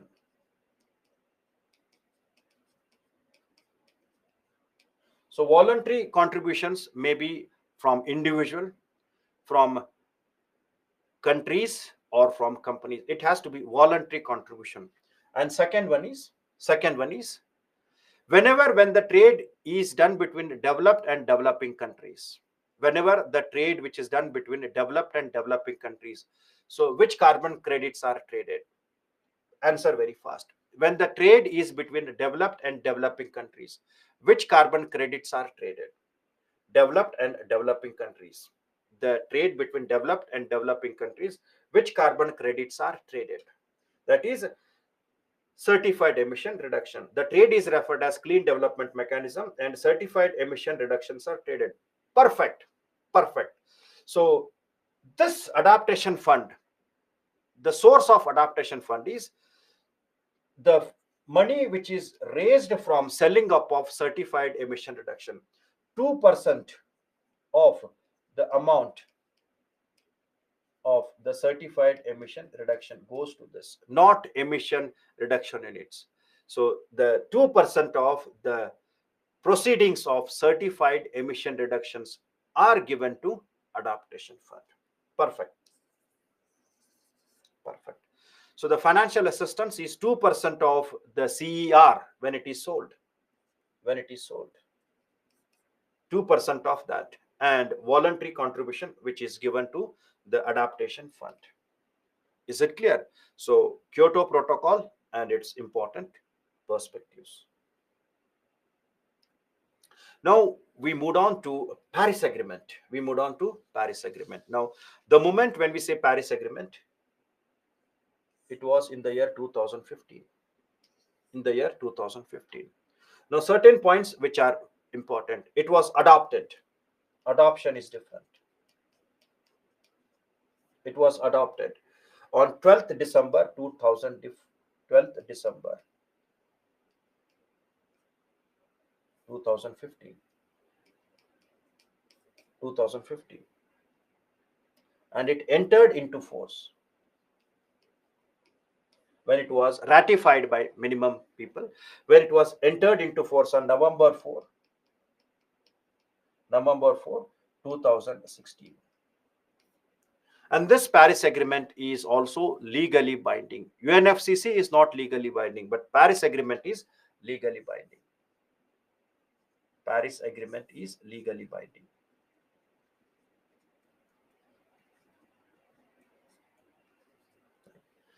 What is Paris Agreement? The outcomes of COP21 which were held in the Paris are itself Paris Agreement. So the outcomes of this conference is referred as Paris Agreement.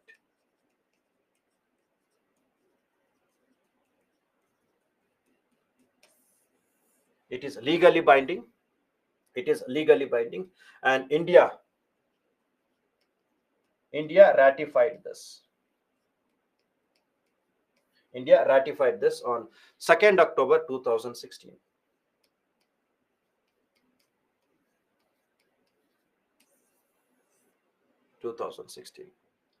And very important one is this Paris Agreement has replaced Kyoto Protocol.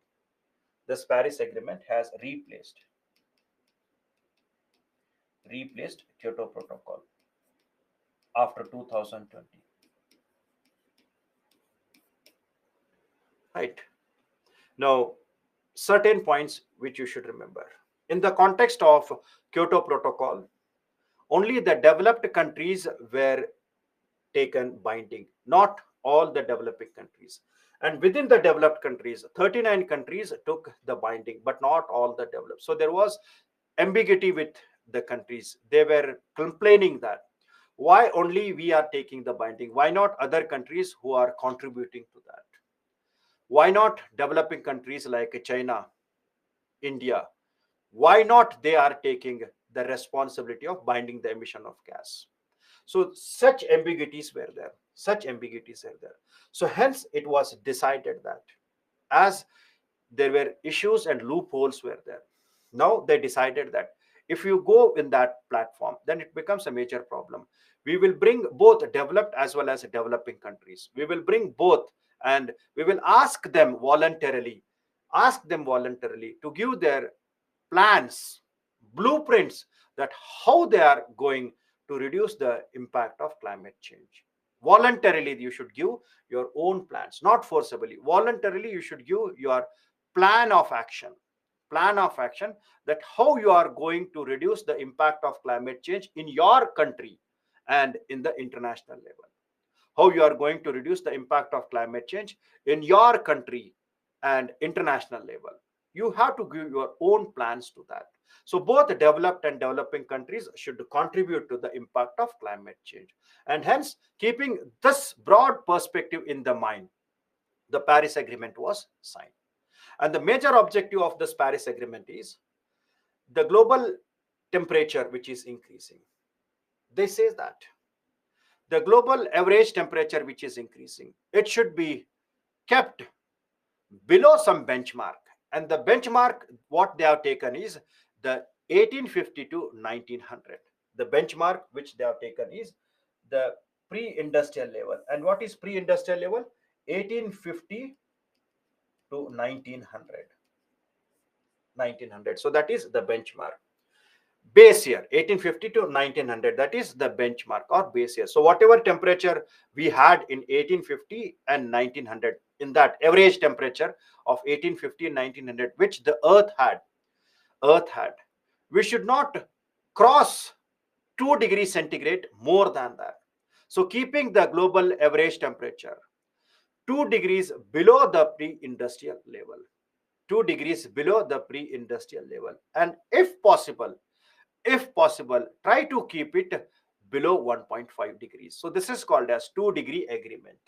2-degree agreement. It says that limit the global temperature rise in this century well below 2 degrees centigrade, below the 1850 and 1900 limit. And if possible, pursue the effort to reduce that to 1.5 degree centigrades compared to that of pre-industrial level. So that is one. That is 2-degree agreement, right? Then second point, what it says is the developed countries have to provide financial assistance, that is differentiated responsibilities. Now the developed countries reaffirmed that they will provide the financial commitment of $100 billion every year in the climate finance. $100 billion every time. 2 degree is something what they have made their threshold. 2 degrees centigrade they have made there as threshold, tipping point what they have kept for themselves, right? Then financial assistance, climate finance, what we say, 200 sorry $100 billion every year, that is from 2020. So they will provide financial assistance from 2020 to developing countries.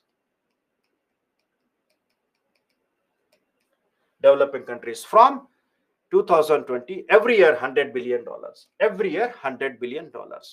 Then it also asked all the countries, developed countries, developing countries, all the countries to submit their approach, submit their policies, submit their approach, submit their policies, what they are going, how they are moving, how they are making all the parameters to combat the climate change. Submit all your work of action. Work of action which you are going to take in the context of reducing the climate change. And this which is volunteer. This is volunteer. Every country has to give their work of action voluntarily, that how they are reducing greenhouse gas emission, whether by clean energies or whether by taking afforestation activities or whether reducing some activities there. So all activities which they are going to take is to be voluntarily they are to submit. And these volunteer actions which they will be submitting, they named them as intended national determined contribution. That means that these volunteer actions the countries will be taking, and these INDCs were submitted in the year 2018. And after that now they are no more called as intended. Now we refer them as national determined contribution. Initially, before submission, they were intended, but once they are submitted, we refer them as national determined contribution. So after 2018, they are referred as national determined contribution, NDC. That is the policies, the work which they will persuade in the context of reducing the impact of climate change. So at present, we don't call them as INDC. We refer them as national determined contribution. Is that clear? Then when they submitted their national determined contribution, a review was required. And hence it was told that every 5 years, a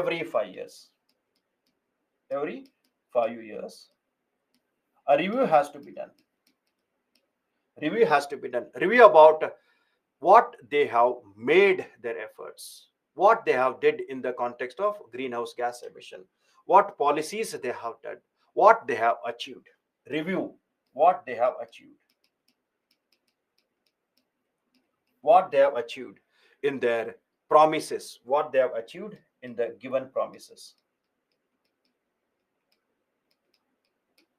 right? And what are the other things which can be added? Complete review of their policies and what should be taken as further course of action has to be done every 5 years. So they said that we will keep it as a cycle of every 5 years. We will keep this as a cycle of every 5 years. We will make assessment of the country's growth and progress. And that is where they said that we will have a global stock take every 5 years, every 5 years. And for the first time, the global stock take was done in the year 2023, which was the first global stock take, which was in COP28, the first global stock take, assessing of the resources, the methods, the process, the approach, the results, what they have made in the context of reducing the climate change issues. So these all are referred as the Paris Agreement. These all referred as the Paris Agreement, which consists of global stock take, NDCs, 5 year cycle, climatic finance, that is $100 billion, climatic finance, that is $100 billion every year, right? So these all are referred as the Paris Agreement, which have to be resourced and implemented in that. Now we can have a break and we can meet exactly at 8:05.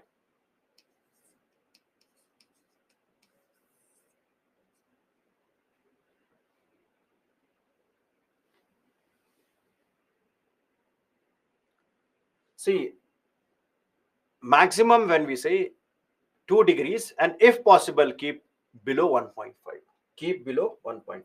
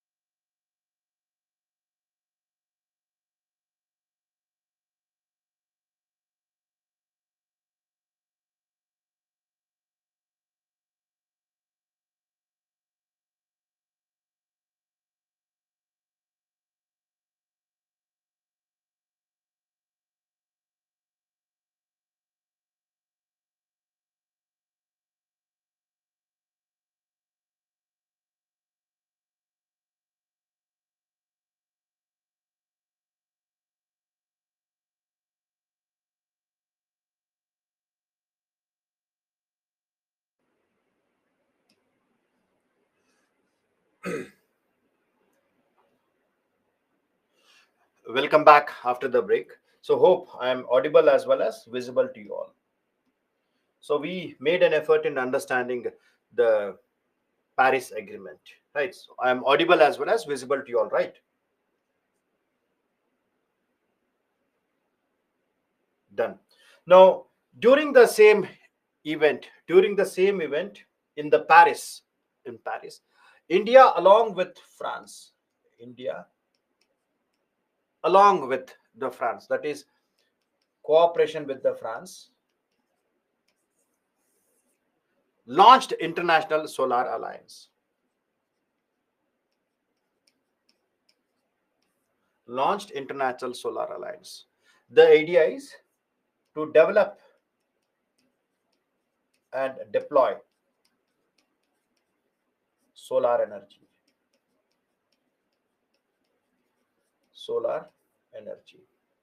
And the objectives is to make the global deployment of 1000 gigawatt of solar generation capacity and mobilizing an investment of $100 billion in the solar energy by 2030, mobilizing the resources.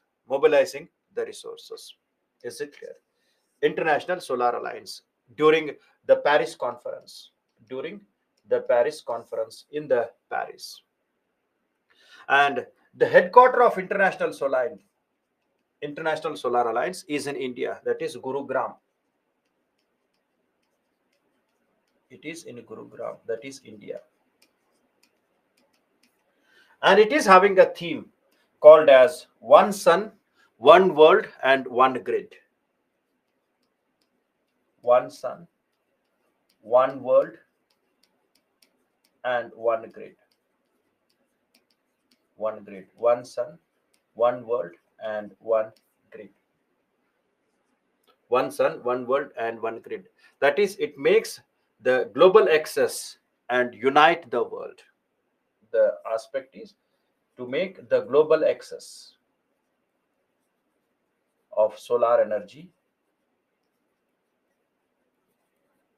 and unite the world. Unite the world. So this is some rough idea about the solar energy. Now, initially, when it was launched initially, only tropical countries,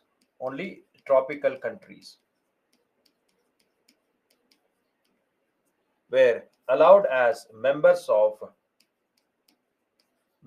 International Solar Alliance. Tropical countries means the countries which are within the Tropic of Cancer and Tropic of Capricorn. Only these countries were allowed as members of International Solar Alliance. But an amendment was done. Amendment was done in the year 2020. 2020. After 2020, any country which is member of United Nations, any country which is member of United Nations can become the member of International Solar Alliance, can become a member of International Solar Alliance. Any country which is the member of United Nations can become the member of International Solar Alliance, and that is after 2020. Now, any country can become a member of International Solar Alliance. Is it clear? And the idea is to provide the solar energy access to all the countries, not only tropic, even the temperate areas, to provide solar assistance to all the countries. All countries. Right. Now, recently they had a meeting, sixth assembly. Sixth assembly was held in the year 2023 in India. 2023. And here in the sixth assembly, sixth meeting, what we say, they decided that we should make universalization of the solar energy. Universalization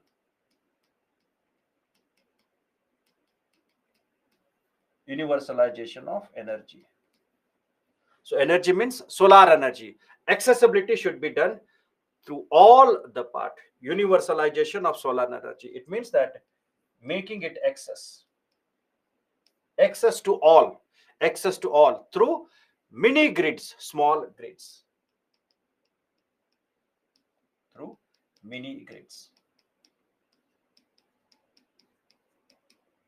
mini grids. Then second point, it means there are many countries and many organizations, they cannot go with the major grid system. So small units by which you can reach to that. Then second one is mobilizing the financial resources, adding finances, mobilizing finance,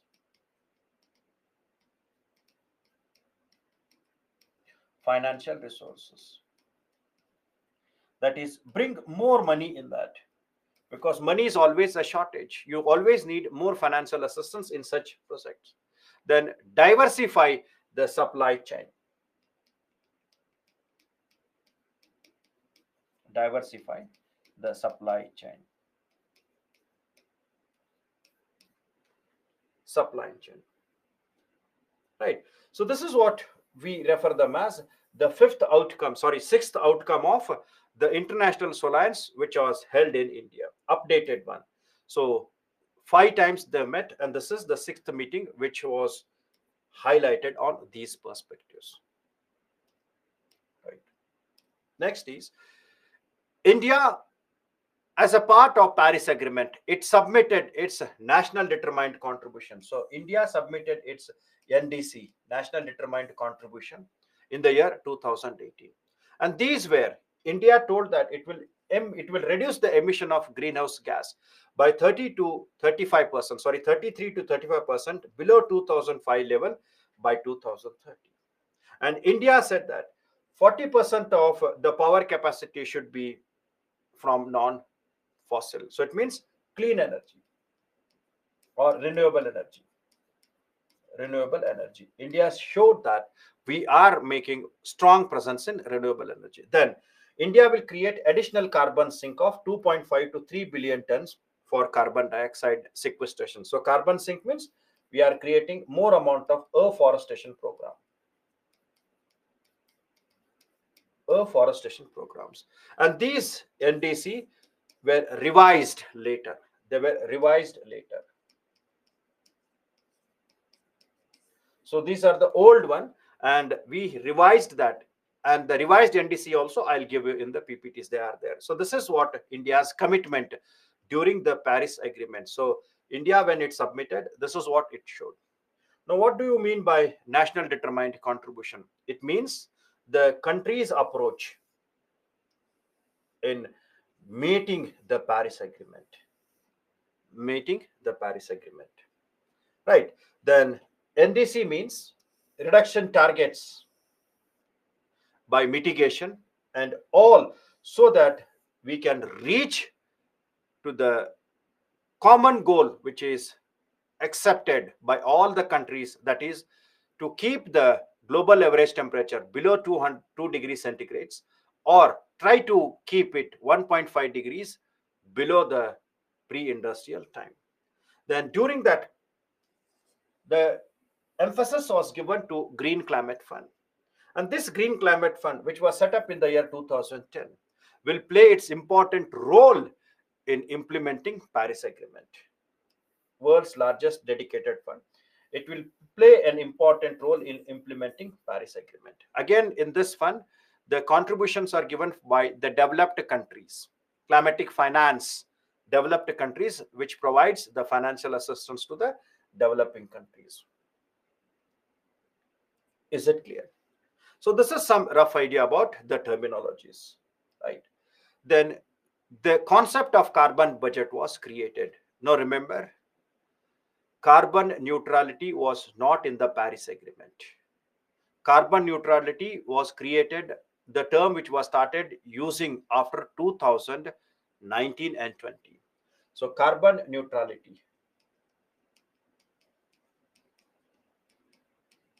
Carbon neutrality was not in Paris Agreement. Was not in Paris Agreement. It was added later.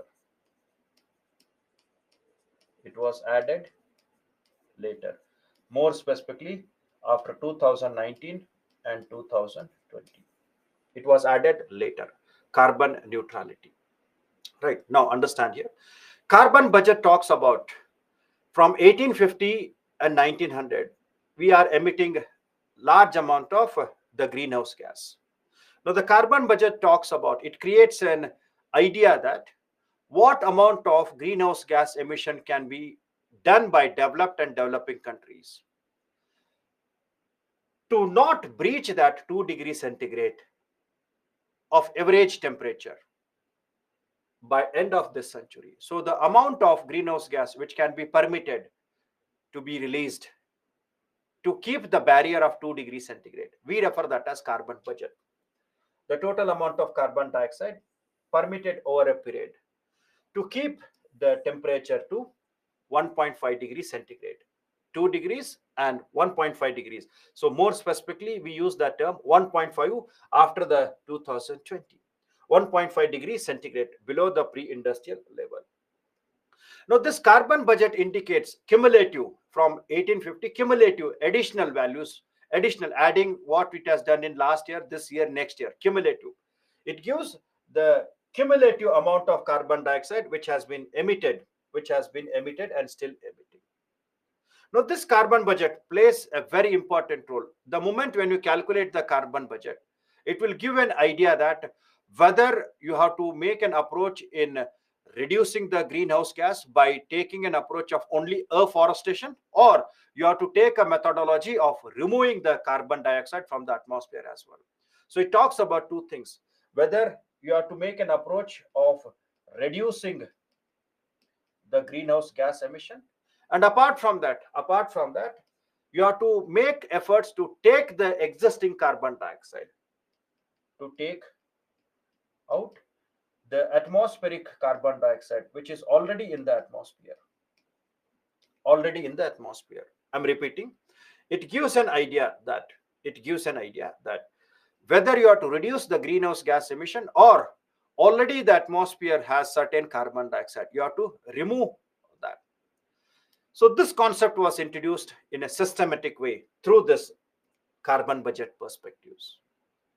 And this created something which we refer them as a carbon neutrality. That is, reduce the emission and also remove the carbon dioxide which is there in the atmosphere.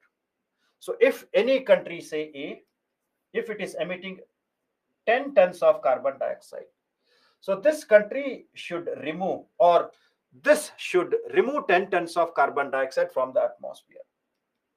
10 tons of atmosphere carbon dioxide, either by afforestation or by using a technology. That is, taking out some of the atmospheric carbon dioxide, because there are certain countries which do not have large forest areas. So they can't absorb naturally all the carbon dioxide what they emitted. What best they can do, they can use a technology and absorb that carbon dioxide from the atmosphere. So whatever you are adding, you nullify that either by taking it naturally or using the technology. Right? And hence this created a concept called as carbon neutrality. That is the balance between the carbon released and removed from the atmosphere. So this becomes a word after 2020. So carbon budget is a very important perspective to analyze and assess the cumulative emission of greenhouse gas emission by developed and developing countries.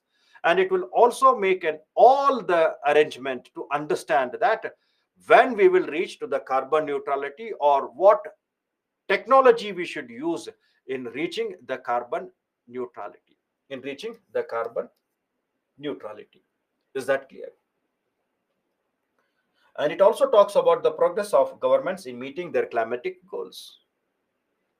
So carbon dioxide can be removed naturally and by using a technology. Naturally by planting trees, and technology like direct air capture, bakes, etc. I'll take them when I take geoengineering methods of removing the carbon dioxide. I'll take them also, but understand the way in which the carbon dioxide or greenhouse gas are removed from that. E-vehicles, they are also one of the methods. E-vehicles means where you are reducing your greenhouse gas emissions. E-vehicles, electric vehicles, planting trees, clean energies, living fossil fuels, and instead of fossil fuels moving down to solar energy. So these all are referred as the way in which you can reduce greenhouse gas. It means that discouraging fossil fuels and encouraging the clean energies. Yes, okay. Now, after that, we reached to 2018, where we wanted to have a rule book, operating manual for Paris Agreement. It can't be implemented. So we needed an operating manual. We needed an operating manual to implement the Paris Agreement. And this operating manual is referred as the rule book.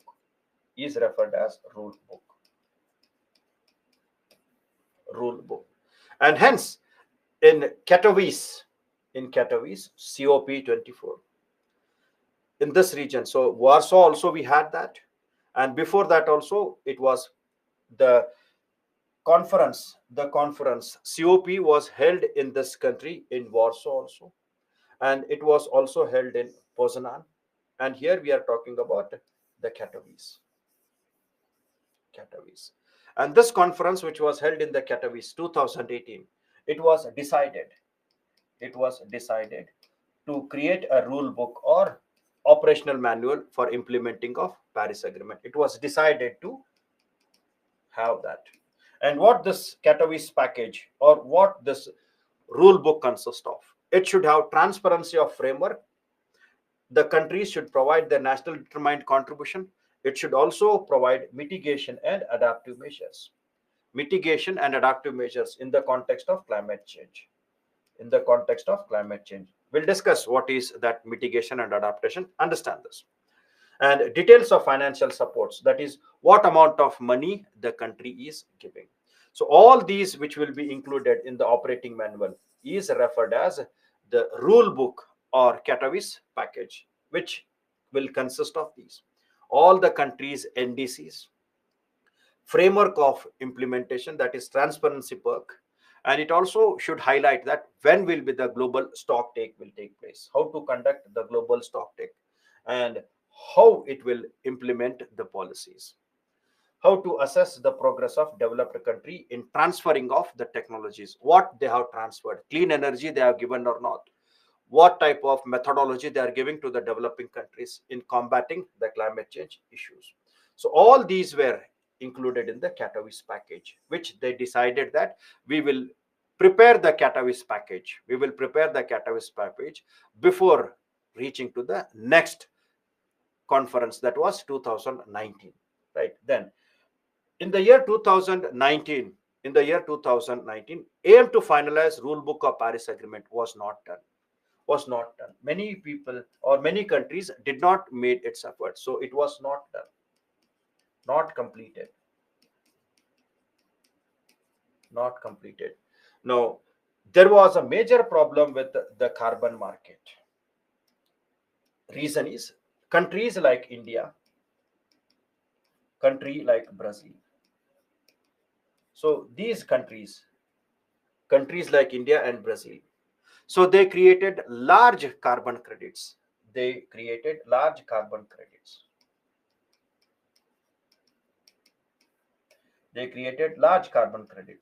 carbon credits were created by them by taking the projects like solar energy, afforestation, clean energies, wind energies, introduction of electric vehicles, etc. So by using all such policies, so these countries created large amount of carbon credits, and these carbon credits which were created by them were unsold. They were there with them. So unsold means they can't get the money from them. So many unsold carbon credits were there. So these countries, India, Brazil, and all the developing countries started their argument very strongly that Initially you told that Kyoto Protocol is something which will provide you financial assistance. Kyoto Protocol will provide you financial assistance. And keeping your terms, keeping your words into consideration, we have created many carbon credits. Now, why you people are not purchasing the carbon credits? Why you are not keeping your words? And how we have to believe that the Paris Agreement, what you have did, will be implemented very fairly? So this is what the concerns were there from many developing countries like India and Brazil, that we have many unsold carbon credits. You told in the Kyoto Protocol that you will be purchasing the carbon credit, and we have now unsold carbon credits. Now, what we have to do with that? You're not keeping your words. Now, how we have to believe that you people will implement the Paris Agreement very fairly? And that is where they wanted to have a clarity on this unsold carbon credits. Unsold carbon credits. So they wanted to have a clarity on that. And there was a huge discussion which was done regarding the unsold carbon credit. And this also did not ended up with any conclusion. No carbon credit rules markets were done. So it was also failure. It was also failure. So this COP25 was, more specifically, we refer that as a failure type. Failure type. So major objectives did not reach to consensus. It did not created Paris Agreement rule book, nor the carbon market were settled down. Right. So it was a failure one. It was a failure one. Then the three terms which are very, very important: adaptation, mitigation, and loss and damages. Focus on that. Adaptation. Adaptation, it talks about. Adaptation talks about process of adjusting to the current and future climate change. Process of adjusting to the current and future climate change, altering the behavior and system of life. Here, the impact of climate change, you can find them in the process of droughts. You can find them in the form of floods. You can find them in the cyclones. You can find them in the forest fires, etc. So these are the results of the climate change which have increased. Now, how to adjust to the current and behavioral change? Adjustment is, we have to make arrangement like growing the mangroves, so that you can control the impact of floods, making the barriers, artificial embankment to control the floods, mangroves, artificial embankments to control the floods. So you are adapting to the impact of that. And in the context of agriculture, crop diversification, diversify the crops. Like, instead of the water intensive crop, you grow drought resistant crop. You grow those crops which can adjust to the climate change. Grow those crops which are drought resistance, or which can adjust to the climate change, which can adjust to the climate change, which can survive even in the context of small change in the temperature. Example, millets. Example, millets. Then, as the droughts are continuously seen, why don't we take up the agriculture activities like organic farming? Why don't we go with organic farming? Organic farming. Now, why don't we switch? Why don't we switch to clean energies rather than continuously using that? Why don't we use to clean energies like use of solar energy and all those? So these are referred as adaptation, right? So adaptation in the context of the impact of climate change. So adaptation, like the construction of mangroves, barriers, shelters, etc., whenever the droughts are there, wherever floods are there. So these are called as change in the behavior, system of life which are required. Then second one is mitigation part. Mitigation means reducing the emission of greenhouse gas. Mitigate, reducing the emission of greenhouse gas to prevent the impact in the later change. Now, how you can reduce that? By moving towards clean energy. Clean energy. Moving towards phasing out phasing down the fossil fuels, phasing down and phasing out of fossil fuels. And emphasis should be given on electric vehicles, etc. So what happens is, if you reduce the greenhouse gas emission now, if you start reducing from now, maybe after 40 years, maybe after 40 years, if you start reducing from now, maybe after 40 years, there will be less greenhouse gas. And if the atmosphere is having less greenhouse gas after 40 years, then it will become easy for adaptation. Less greenhouse gas, it will become easy for adaptation. Easy for adaptation. So that the severity will be reduced. So we refer that as adaptation and mitigation. Mitigation is very long term process, 40 years, 50 years. So you start working from today. So after 40 years, the emission of greenhouse gas will be less, and that will help them to adapt to the impact of climate change with less severity. Right. Now, the losses which occur in spite of adaptation and in spite of mitigation, the losses which occur in spite of adaptation and in spite of mitigation, and which are not covered in the adaptation fund and mitigation fund, we refer that as loss and damages. Right. So the destruction impact of climate change that cannot be avoided either by adaptation or mitigation, we refer that as loss and damage. You have constructed the mangroves, you have constructed a barrier. In spite of that, the cyclone has entered and made loss. Now that is referred as the loss and damage fund. And developing countries are demanding a separate loss and damage fund. Developing countries were demanding a separate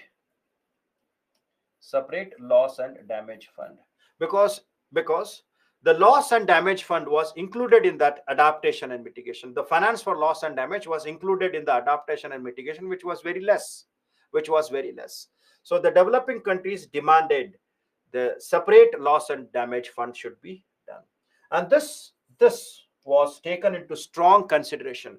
And in COP28, it was taken as a positive, and a separate loss and damage fund has been emerged. COP28, where the separate loss and damage has been seen. Is it clear? So remember terms: adaptation, mitigation, and loss and damage. I hope it is clear. It is clear what is loss and damage, and what is adaptation, and what is mitigation. So read them, make them in your mind map, so that it becomes easy for you to write the words. So it is about play of words. Wherever adaptation is there, you write something which is adaptation. Mitigation is different, adaptation is different. Mitigation is different, adaptation is different, and loss and damage is totally different from these two. Right. Now, COP26, which was held in Glasgow. COP26, which was held in Glasgow. Right now, here it was something that it has reached to a point where they warned that the earth is heading towards tipping point. They warn that earth is moving towards tipping point. The temperature in many areas, the global warming or the climate change is moving towards tipping point. Tipping point means the point when it reaches to one level. After that, the reverse possibilities are not there. If you breach that tipping point, it will lead to positive feedback mechanism. If you breach that tipping point, that is positive feedback mechanism. Negative feedback can happen only when it is within the tipping points. So within the tipping points, it can recover. So if it crosses the tipping point, it can't recover. If the tipping point are crossed, recovery is not possible. So they highlighted that the Earth's global warming in many areas, it is reaching to the tipping point. It is reaching to the tipping point. Now, if you don't consider, then it may reach the tipping point at any stage where it becomes very difficult to control the impact of climate change. Right. So countries reaffirmed their Paris Agreement of limiting the global average temperature to well below the 2.6 degrees. Countries, they said that, yes, we will be working on reducing the global warming issues. Right. So they reaffirmed their thoughts in the context of the global warming perspectives. Is it clear? Then the outcomes of that. Countries agreed to provision calling for phasing down. Phasing down means reducing the coal power, and phase out phase out means completely removing. Phasing down means reducing, phase out means completely removing the inefficient fuel subsidies which are given for fossils, like for petrol, coal, etc. So whatever subsidies which are given, you should remove them when you are using them. And the completion of rule book of Paris Agreement was done, very positive one. And the carbon trade was settled. Carbon trade was settled. Now, what the settlement was that it says that the unsold carbon credits, which were developed within certain dates, that is January 1, 2000, January 1, 2013. It has given the deadline for that. The carbon credits which were developed between January 1, 2013 to December 30, 2020. Only those carbon credits which were developed in these time can be used, can be used in the first cycle of national determined contribution. You can show them that by using this carbon credit, the amount of carbon dioxide emission I have reduced. So they can be used in the first cycle of the national determined contribution. You can show them that I have taken this project and I have worked to reduce the greenhouse gas emission in my country. In my country. So that is what the carbon credit mechanism were introduced. And new NDCs were submitted. Why? Because a report which was given by a global emission report, a report which was there, which is released by United Nations Environment Program, which is referred as Global Emission Report. Global Emission Report. And this Global Emission Report says that the present NDCs,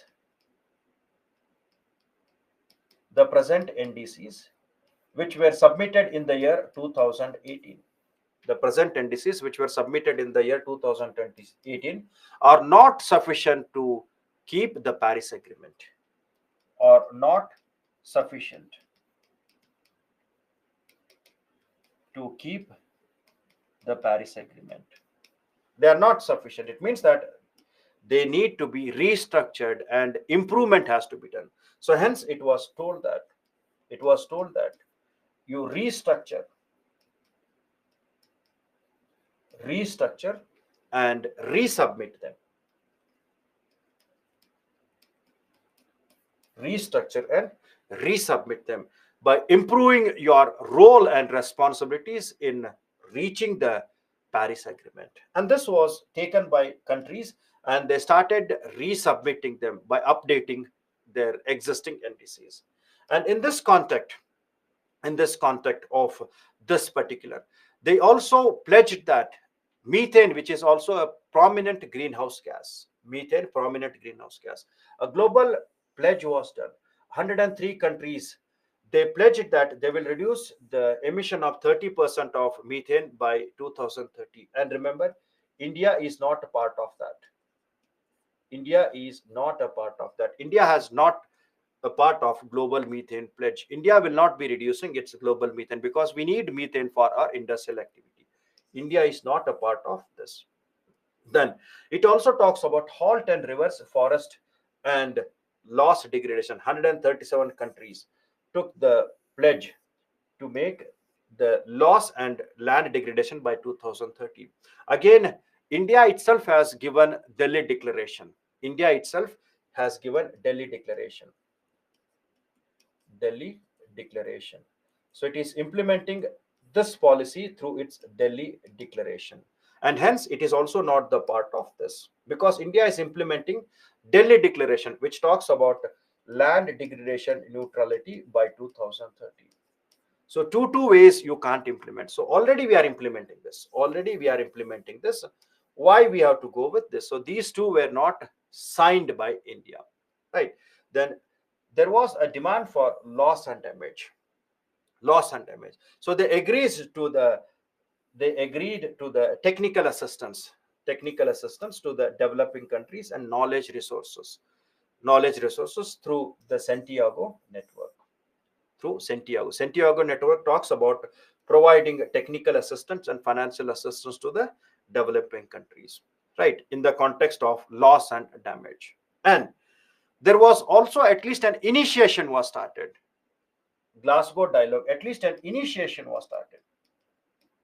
Initiation was started, which created a Glasgow dialogue discussing arrangement for loss and damage. And this initiative was fulfilled in COP28, was fulfilled in COP28, where a separate loss and damage fund was created.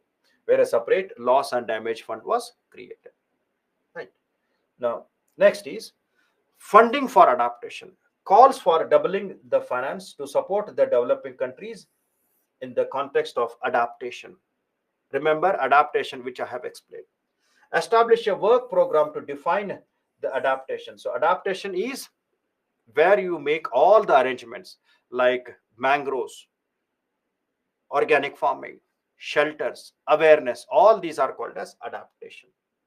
Then it reaffirms the pledge which is done by developed countries.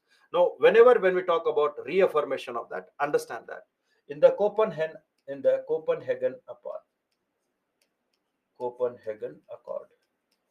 which was in the year 2009. So in this Copenhagen Accord, the developed countries agreed that they will provide $100 billion every year towards the climate finance, but they did not provided any contribution. So huge contribution was, very minute contribution was there. 5%, 10% was there. So not huge contribution was there. Very limited contribution was there. Very limited contribution was there. So it did not enter into full-fledged. So countries started questioning the CBDR. Where is that differentiated responsibilities? You told that you will be providing $100 billion every year. Where you are providing that? And that is where Paris Agreement took it very serious. And in the Paris Agreement, again, it questioned about the differentiated responsibilities. And hence, this Copenhagen Accord, which was in the year 2009, was reaffirmed in Paris Agreement. It was reaffirmed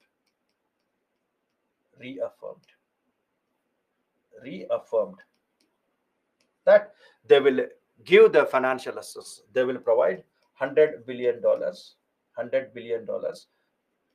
every year, reaffirmed in Paris Agreement.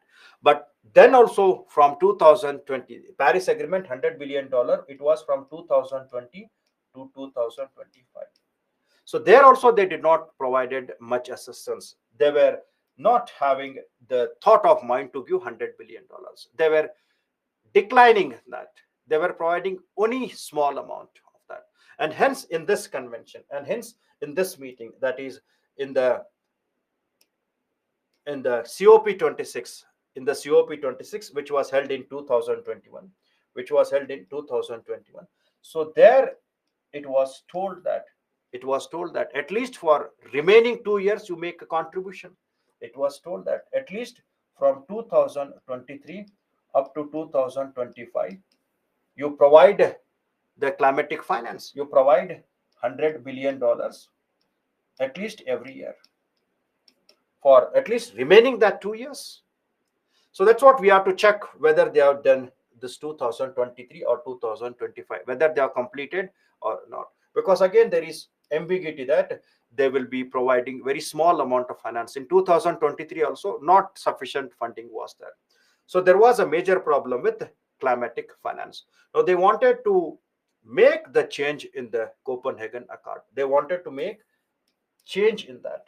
They wanted to change this, or they wanted to replace this type of affirmation which has been done by Paris Agreement. They wanted to change this type of affirmation which has been done by Paris Agreement in the context of climate finance. Is it clear? Now, India and COP26. India's role in COP26. India provided its 5 policies called as Panchamrita. Panchamrita, that is, India will get non-fossil energy capacity of 500 gigawatts by 2030. India will meet 50% of its energy requirement with renewable energy. India will reduce its carbon emission by 1 billion ton by 2030. India will reduce carbon intensity of its economy by 45% of 2030. And India will achieve net zero by 2070. India will achieve net zero by 2070.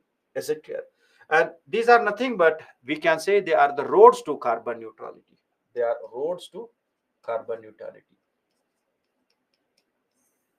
Roads to carbon neutrality, which has been highlighted by India. And India has also created a web portal, eAmrit, to provide all the information about the electric vehicles, their usage, and that part. And and developed developing countries, they demanded,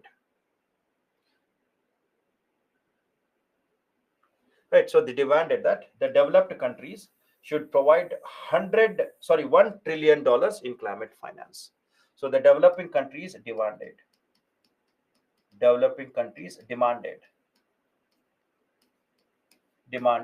that the developed countries should provide $1 trillion for the climate finance. Right. So this is something about the COP26. Very significant one, where many thoughts were there regarding climate finance as well as that of the adaptation perspectives. Right. Then India updated its NDC. India updated its NDC in the same year, 2021. And this updated is something which is long-term goal to reach the net zero 2070. Long-term goal to reach 2070. It says that India will reduce its carbon emission net 45, sorry, GDP 45% of what it is in 2005 by 2030. Initially it was 33 to 35. It has updated that to 45. From 33 to 45. Achieve 50% of cumulative electric power installed capacities. It will create additional carbon sink of 2.5 to 3 billion tons. And healthy lifestyle, that is lifestyle for environment. It has to be done by individual as well as collective approach to protect and preserve the environment.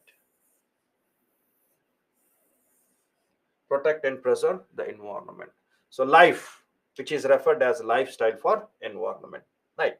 So it is something where you have to change all your policies. You have to work out in systematic way where you can reach the sustainable development.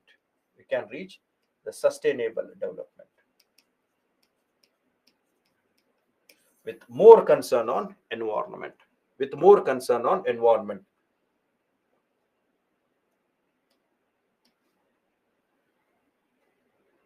Right. Okay.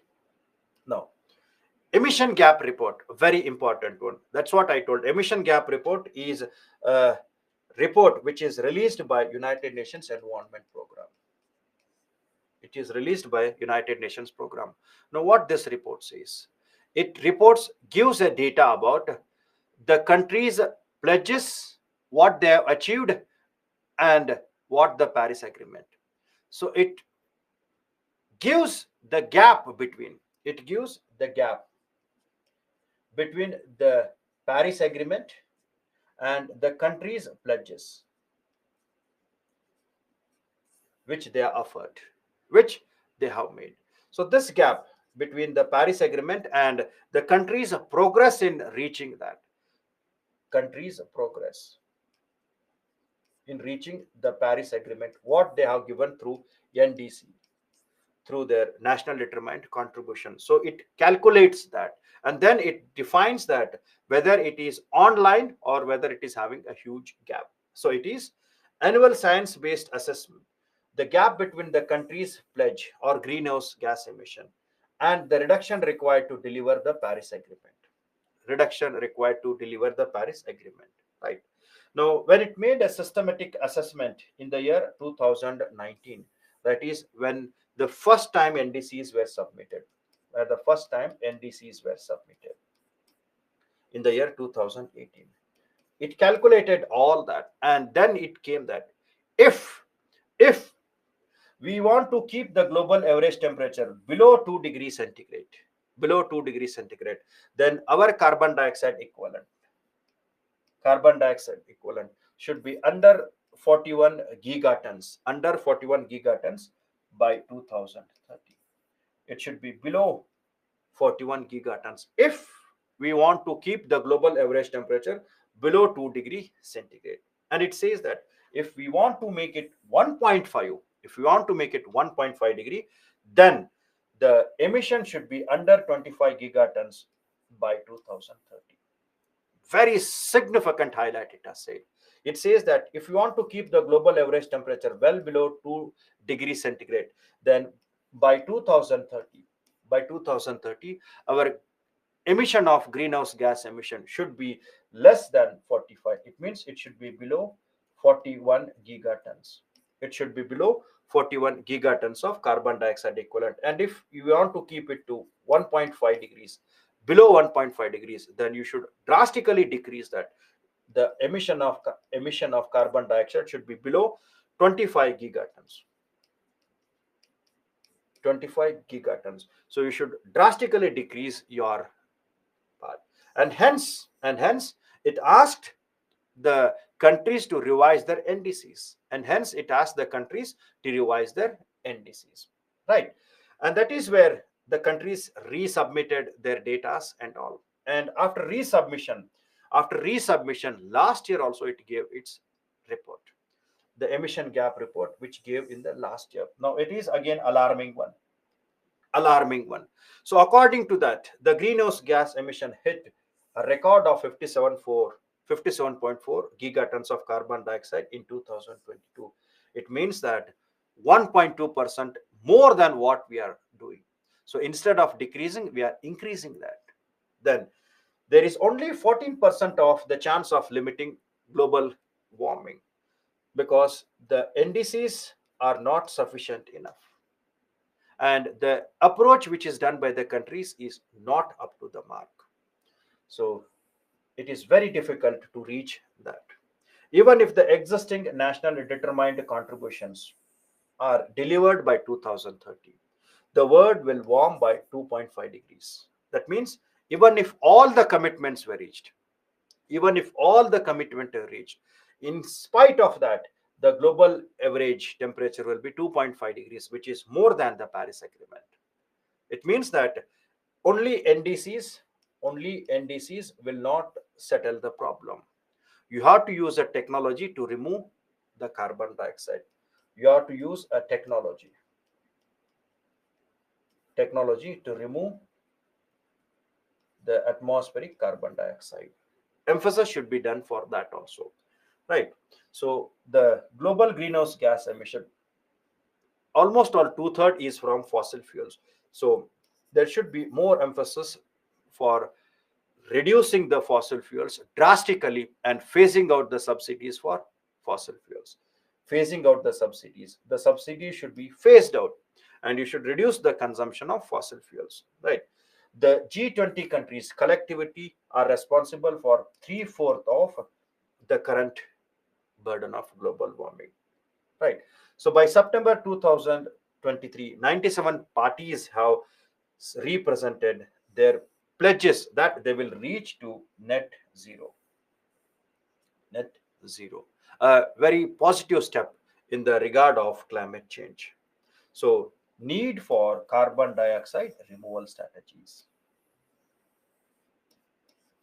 Need for carbon dioxide removal strategies. So, it means it talks about geoengineering methods,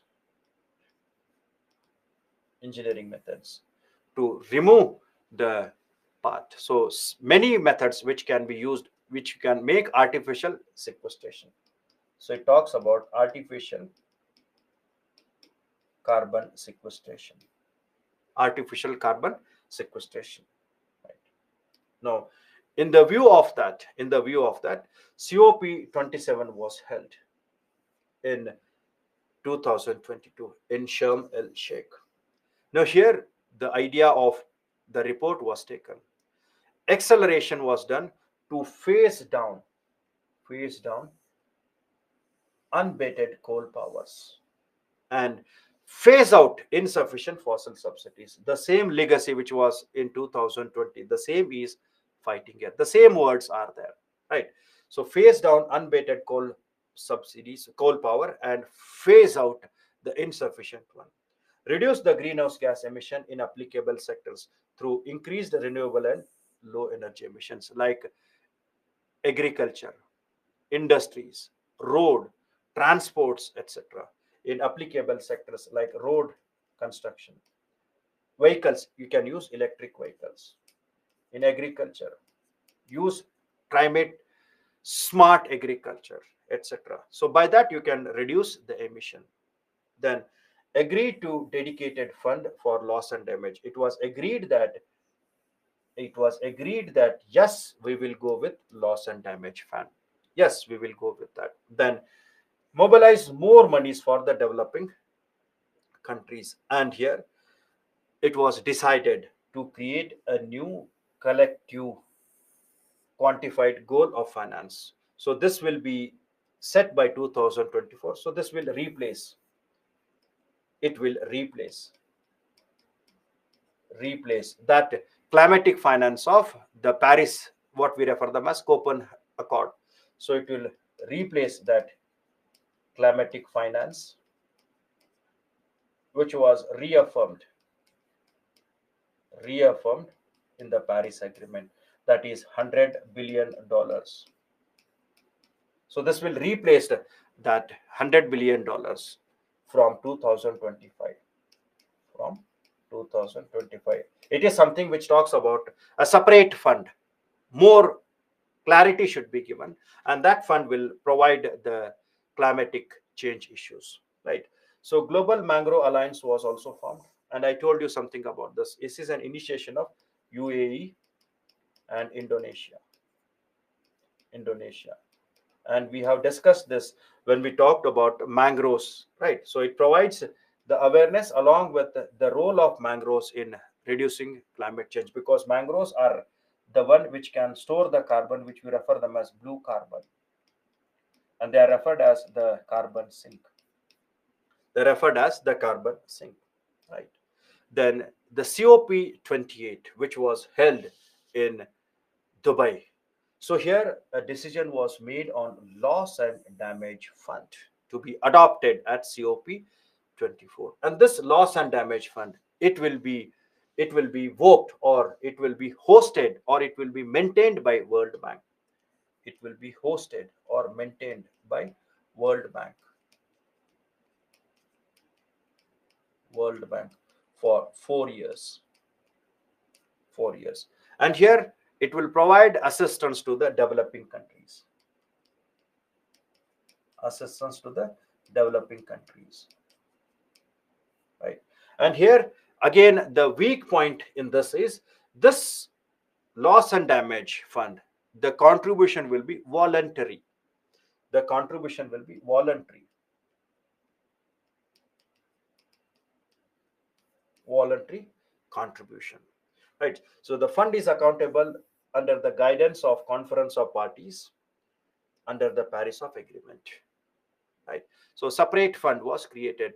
So they are not made clarity on how it will be managed. It has just created in the COP28. Complete clarity is not given, but it will be managed by the World Bank. Then it also talks about the phasing out of subsidies and phasing down the usage of fossil fuels. Right. So it talks about changing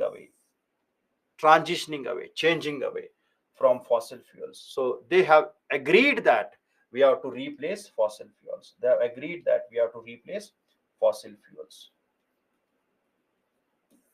because many countries, they insist on phasing down rather than phasing out. They are not agreed to phase out the coals, but ultimately it said that we will make a transition from fossil fuel to clean energies. Transition will be there. Is it clear? Then global stock take. The first global stock take, which was done in the year 2023. Global stock take talks about the country's progress and achievement, its progress and achievement, which it has done in the context of Paris Agreement, what it has done, and what its future action should be there. What its future action should be there. Right. Now, when it has assessed all the global stock take, it found that the climatic finance which flows or channelized by the multilateral, bilateral, and other sources are short of trillions eventually, which will not provide the Paris Agreement to reach here. So it says that whatever the pledges which have been done, whatever NDCs are there, they're not going to make the Paris Agreement. So hence it suggested the action plan, like you increase the renewable energy, you triple renewable energy. It says that you reduce the carbon emission in different sector, reduce the carbon dioxide emission in different sectors. It also talks about phase down the carbon usage and phase out the subsidies. Phase out the subsidies. Right. So many steps it has suggested. If you follow that steps, then we can reach to the Paris Agreement. So at least it says that maybe the next cycle when we will be meeting in 2028, by that time we may reach to certain part. So the global stock take, which was done by 2023, the first global stock take is not something which is promising. It is having many drawbacks. Right. Then here it was decided that linking the climate change with natural conservation, so which created something called as nature based solution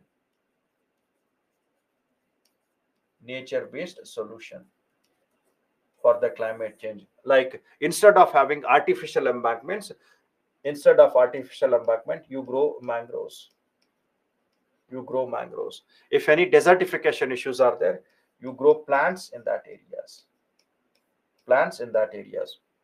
Right. So this is what the linkage was there for natural conservation. And it was also decided that we should triple the renewable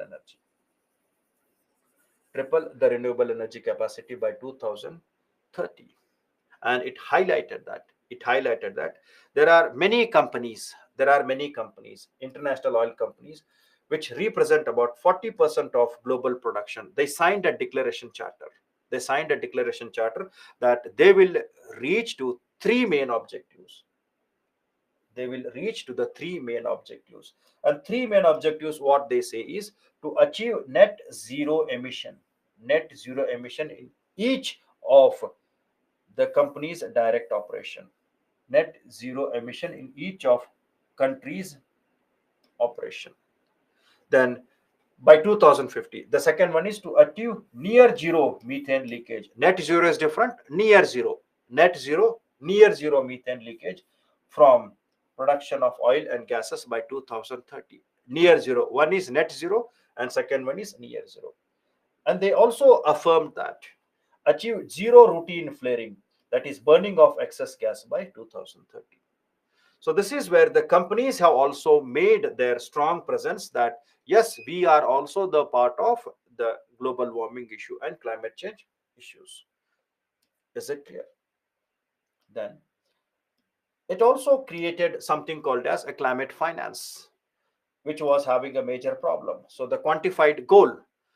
So United Nations Conference on and Development, Trade and Development, it says that the developed nations have to provide $500 billion by 2025 under new collective quantified goal. So new collective quantified goal is the finance mechanism which will be implemented from 2025, which will be implemented from 2025. Now it says that out of this $500 billion, out of this $500 billion, $250 will be used, $250 billion will be used for mitigation. $250 billion will be used for mitigation, and $100 billion will be used for adaptation. Will be used for adaptation, and it also suggested very strongly that $100 billion will be for loss and damage. A separate 150 billion for loss and damage. See the difference. Separate fund for loss and damage, right?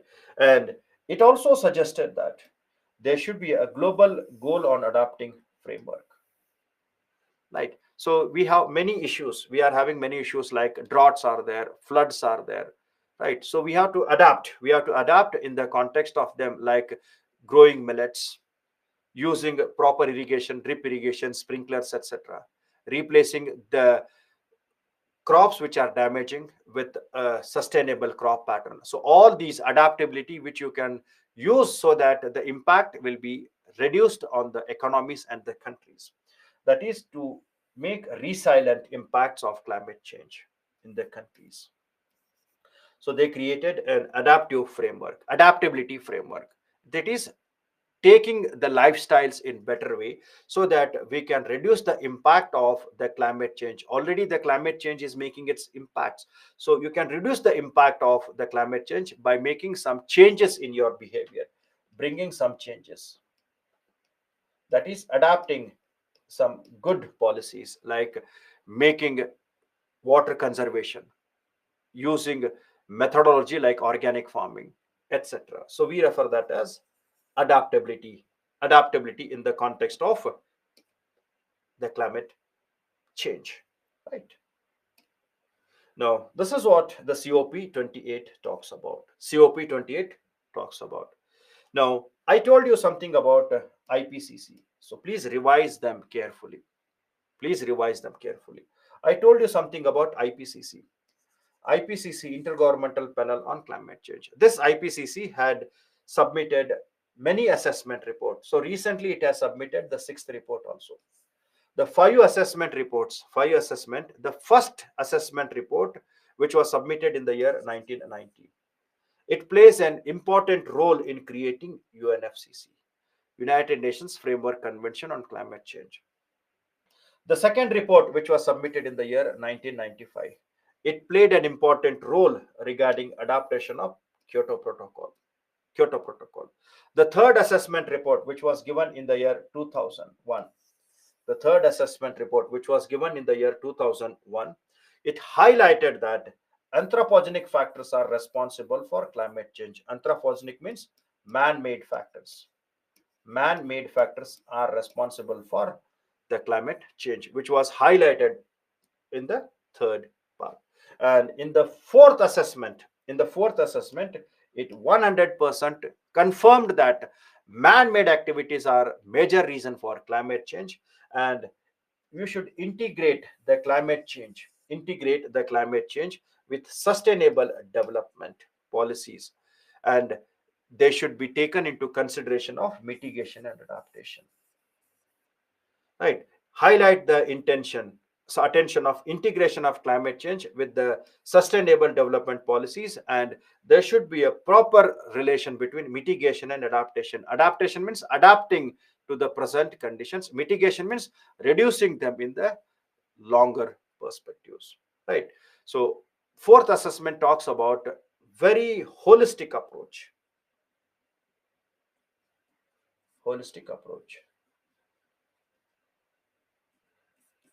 in the assessment. Then fifth assessment, it talks about that large amount of greenhouse gas emission is done by energy sector, industry sector, transport and building sector, where they are referred as the major emitters of greenhouse gas. Major emitters of greenhouse gas. So it is the man-made activities which is responsible for large amount of greenhouse gas emission. Man-made activities. Now the sixth assessment report, which was in the year 2021 to 2023, is even more alarming. Even more alarming. It says that this is what you should remember, right? See, when we talk about this, see, these topics may be boring, but if you don't write this in your examination, you will not get the marks. And these are the something which are asked in the examinations, and they are something which are very, very important for exams. See, they are very important and vital part of your exams. It is something like this: if you eat every day biryani is very good to eat. You can taste the food, biryani, paneer, etc. But continuously eating paneer will upset your health. So in between that, you have to have a break for 1 day or 2 day, or you have to eat bitter gourd, karela, so that it can balance your body. No, not everybody is interested in eating karela. That is a dry episode. But karela plays an important role in balancing your body structure. That bitter gourd plays an important role in balancing your body structure. So you can't neglect the dry topics. All these are important for your prelims as well as mains. All they are important for your prelims as well as mains. So you can't keep eating only biryanis and paneers. You have to adjust the bitter gourd, or you have to keep hunger. So dry has to be kept here, so that entire course of action become normal or neutralize. Is it clear? Okay. Now the sixth assessment report, it talks about excess emission of human activities have raised the global temperature to 1.1 degrees beyond, sorry, the normal temperature of 1850. So the global average temperature has reached to 1.1 degree centigrades. That is 2023 data. It says it has breached the 1 degree, and we have reached to 1.1 degrees. It says that current policies of global warming, they will make the global average temperature to reach by 3.2% more than what it is there in pre-industrial era.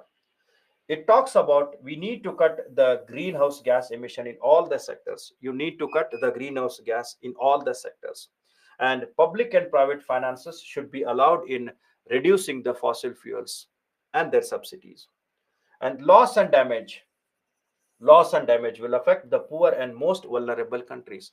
Loss and damage means the losses and damages because of the events called as the floods, the droughts, the forest fires, etc., which will affect all them.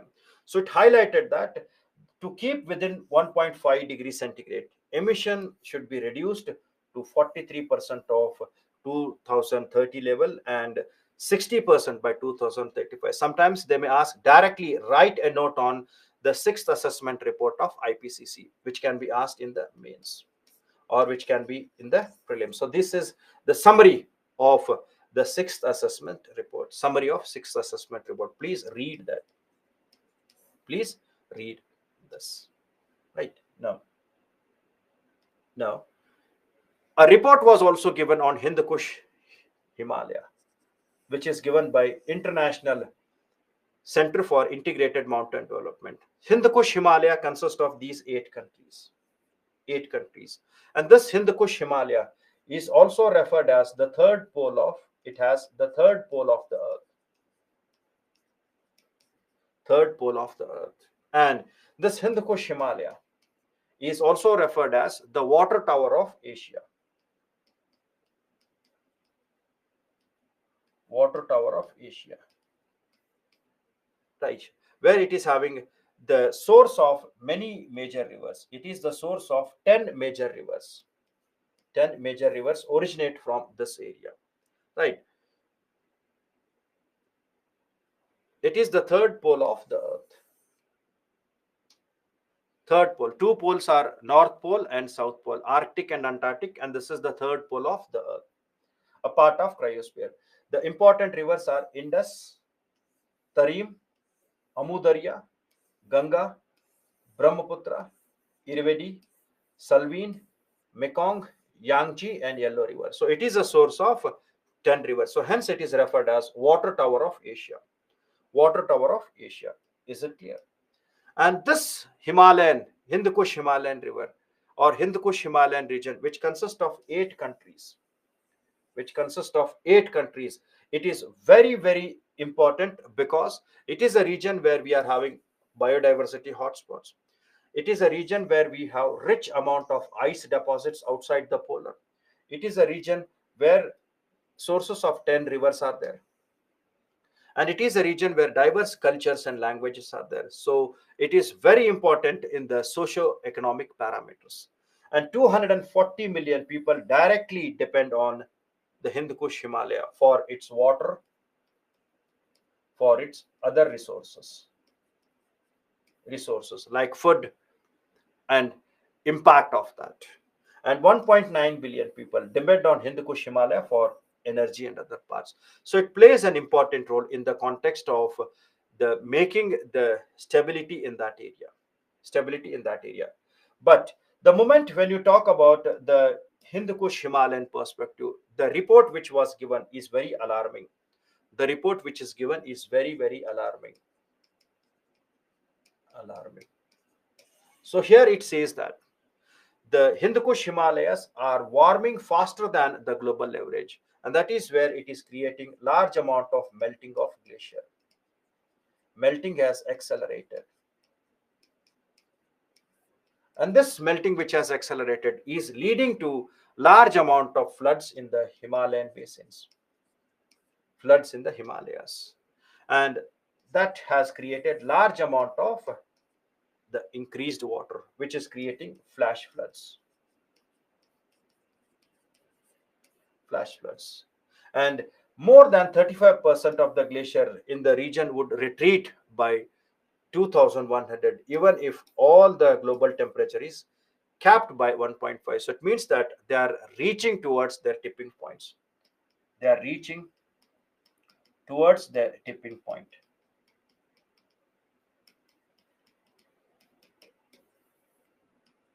They're reaching towards the tipping point. So Pamir knot is a part of that. Pamir knot is part of that. You can find Pamir knot in the Hindu Kush Himalayan region. Is it clear? So remember this. In the year 2023, it has highlighted that the Hindu Kush Himalayan region is reaching to the tipping point where if we don't control that, if we don't protect that, it become a major blunder in the context of the third pole. Right. Now, climate change with reference to Indian perspective. If we take India's climatic part, we have humid subtropical in the context of India. We are having humid subtropical climate. Humid subtropical climate is there. And we have tropical tropical wetland or tropical evergreen, which we can find there. Then we have tropical wet. This is tropical wet type climate. And we also have tropical dry region. So India is having all such types of climatic conditions are there. India is having all such type of climatic conditions are there. Now, if you see India's position, India is the seventh largest in area. Seventh largest in area. And if you take the India's climatic conditions, they are tropical climate. Tropical climate. Why? Because of presence of Himalayas. Due to presence of Himalayas. Tropical climatic. And most of the part of India is in the tropical area. In the tropical area, this region, it is in the tropical area. It is in the tropic of area, that is Tropic of Cancer, and here you are having equator. So it is within that tropical area. Most of the India is in the tropical area, right? Apart from that, if you see India, India has a long coastline. India has a very long coastline, right? And more people depend on agriculture. So we say 55% of the people who perform agricultural activities. It means that economic disparities are there. In India, we find economic disparities are there. Disparities are there. And if we take India, India has varied landforms are there. India has varied landforms like mountains, it has plains, it has deserts, it has grasslands, etc. So India is having large amount of the resources. Long coastline means the total coastline of India is 7,516 kilometers. The total coastline of India is 7,516 kilometers. And here, if you see India is a populous country. Population is also more. So if you see the climate change perspective, these are the things which has to be taken into consideration. Now, the important perspective of this is when the IPCC released its fourth report. IPCC, when it released its fourth report, IPCC, when it released its fourth assessment report in the year 2007, it highlighted that the tropical countries will be the one which are most affected by impact of climate change. It highlighted that the tropical countries are the one which will be most affected by the impact of the extreme changing weather, affected by the extreme weather conditions due to climate change,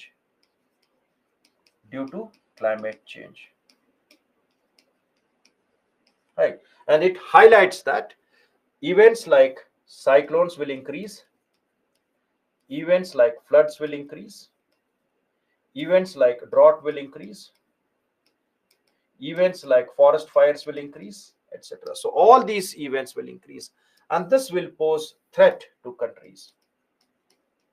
This will pose threat to the tropical countries. And if you take a location of India, if you take a location of India and its characteristics, that is different landforms, population, agriculture, and all.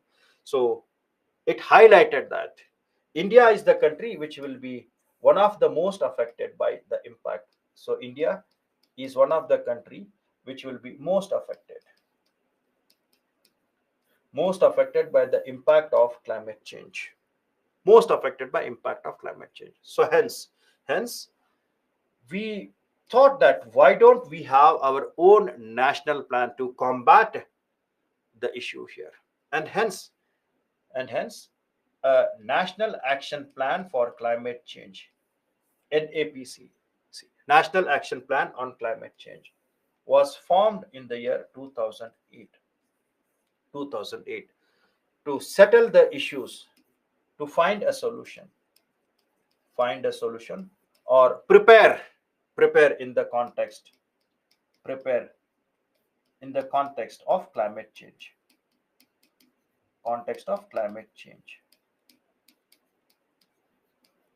We refer them as the National Action Plan on Climate Change. And these National Action Plan on Climate Change, they consist of 8 goals. 8 goals, or 8 action plans were there.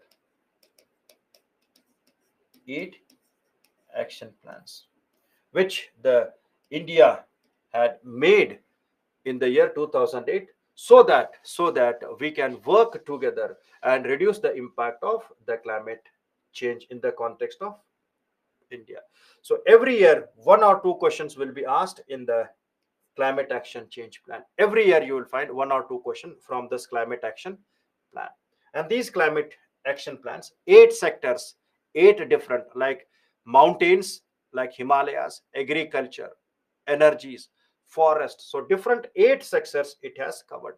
8 sectors it has covered. They are something like this. National Solar Mission. It talks about the development of solar energy. Solar energy. And this was set up in the year 2010. National Solar Mission. And in the year 2010, when it was set up, it kept a target. It kept a target of developing 20 gigawatts of solar energy. 20 gigawatts of solar energy. When? In the year 2010. And later, it was revised and updated. In the year 2015, it was updated. And in the updated, they said that this 2020 gigawatt is comparatively very less. So it was updated that we will generate, or we will create 100 gigawatt of solar energy by 2022. And in that it says that, it has says that 60% of 100 gigawatt will be done by major solar projects, large project, major or big solar projects, and 40% will be through small, or what we say, the rooftop networks will be there. 40% will be from rooftop, that is grid connectivity and grid connectivity was there. So this is somewhere in 2015. Apart from that, we also made a strong presence in International Solar Alliance. Just reconnect that point. International Solar Alliance, where we are emphasizing on increasing the India's presence. Then government has introduced many schemes to enhance the usage of the solar energies, like PM Kusum. So please read these. So they are all dry topics, but please read them. And recently, if you talk about 2024, a new program was introduced by Prime Minister of India. Yes, PM Suryodaya, which talks about the rooftop solar scheme. Free rooftop solar scheme. Free rooftop solar scheme, that is called as the Surya Ghar.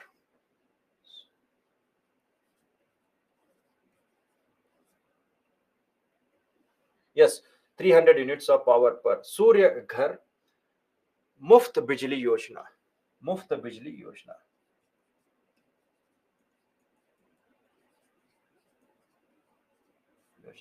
So you have to add many such schemes which have been given by government. And India is a tropical country. And it is having a very huge potential of developing solar energy. Why? Because it is having ideal temperature. It has ideal temperature which is needed for development of the solar energy. If it would have been a temperate one, there would have been problems. So as it is in the region of tropical area, so it is having a good potential of developing that. Then apart from that, we have developed the largest floating solar panel in the world. It will operationalize by 2024. It will get ready by 2024, maybe in another months or so. It is the largest floating solar panel. And this largest floating solar panel is in Omkareshwar Dam. Omkareshwar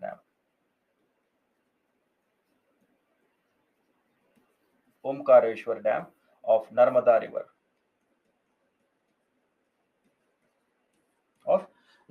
River. So this is what the solar energy perspective. So it will operationalize by 2024. Yes, in Vizag is also there, but this is the largest. It is the largest floating solar panel in the world. In the world. Is it clear? So these all are initiatives which are being done. Then this is for solar energy. So the first action plan is for solar energy. They may ask exclusively for the solar energy and the national action plan.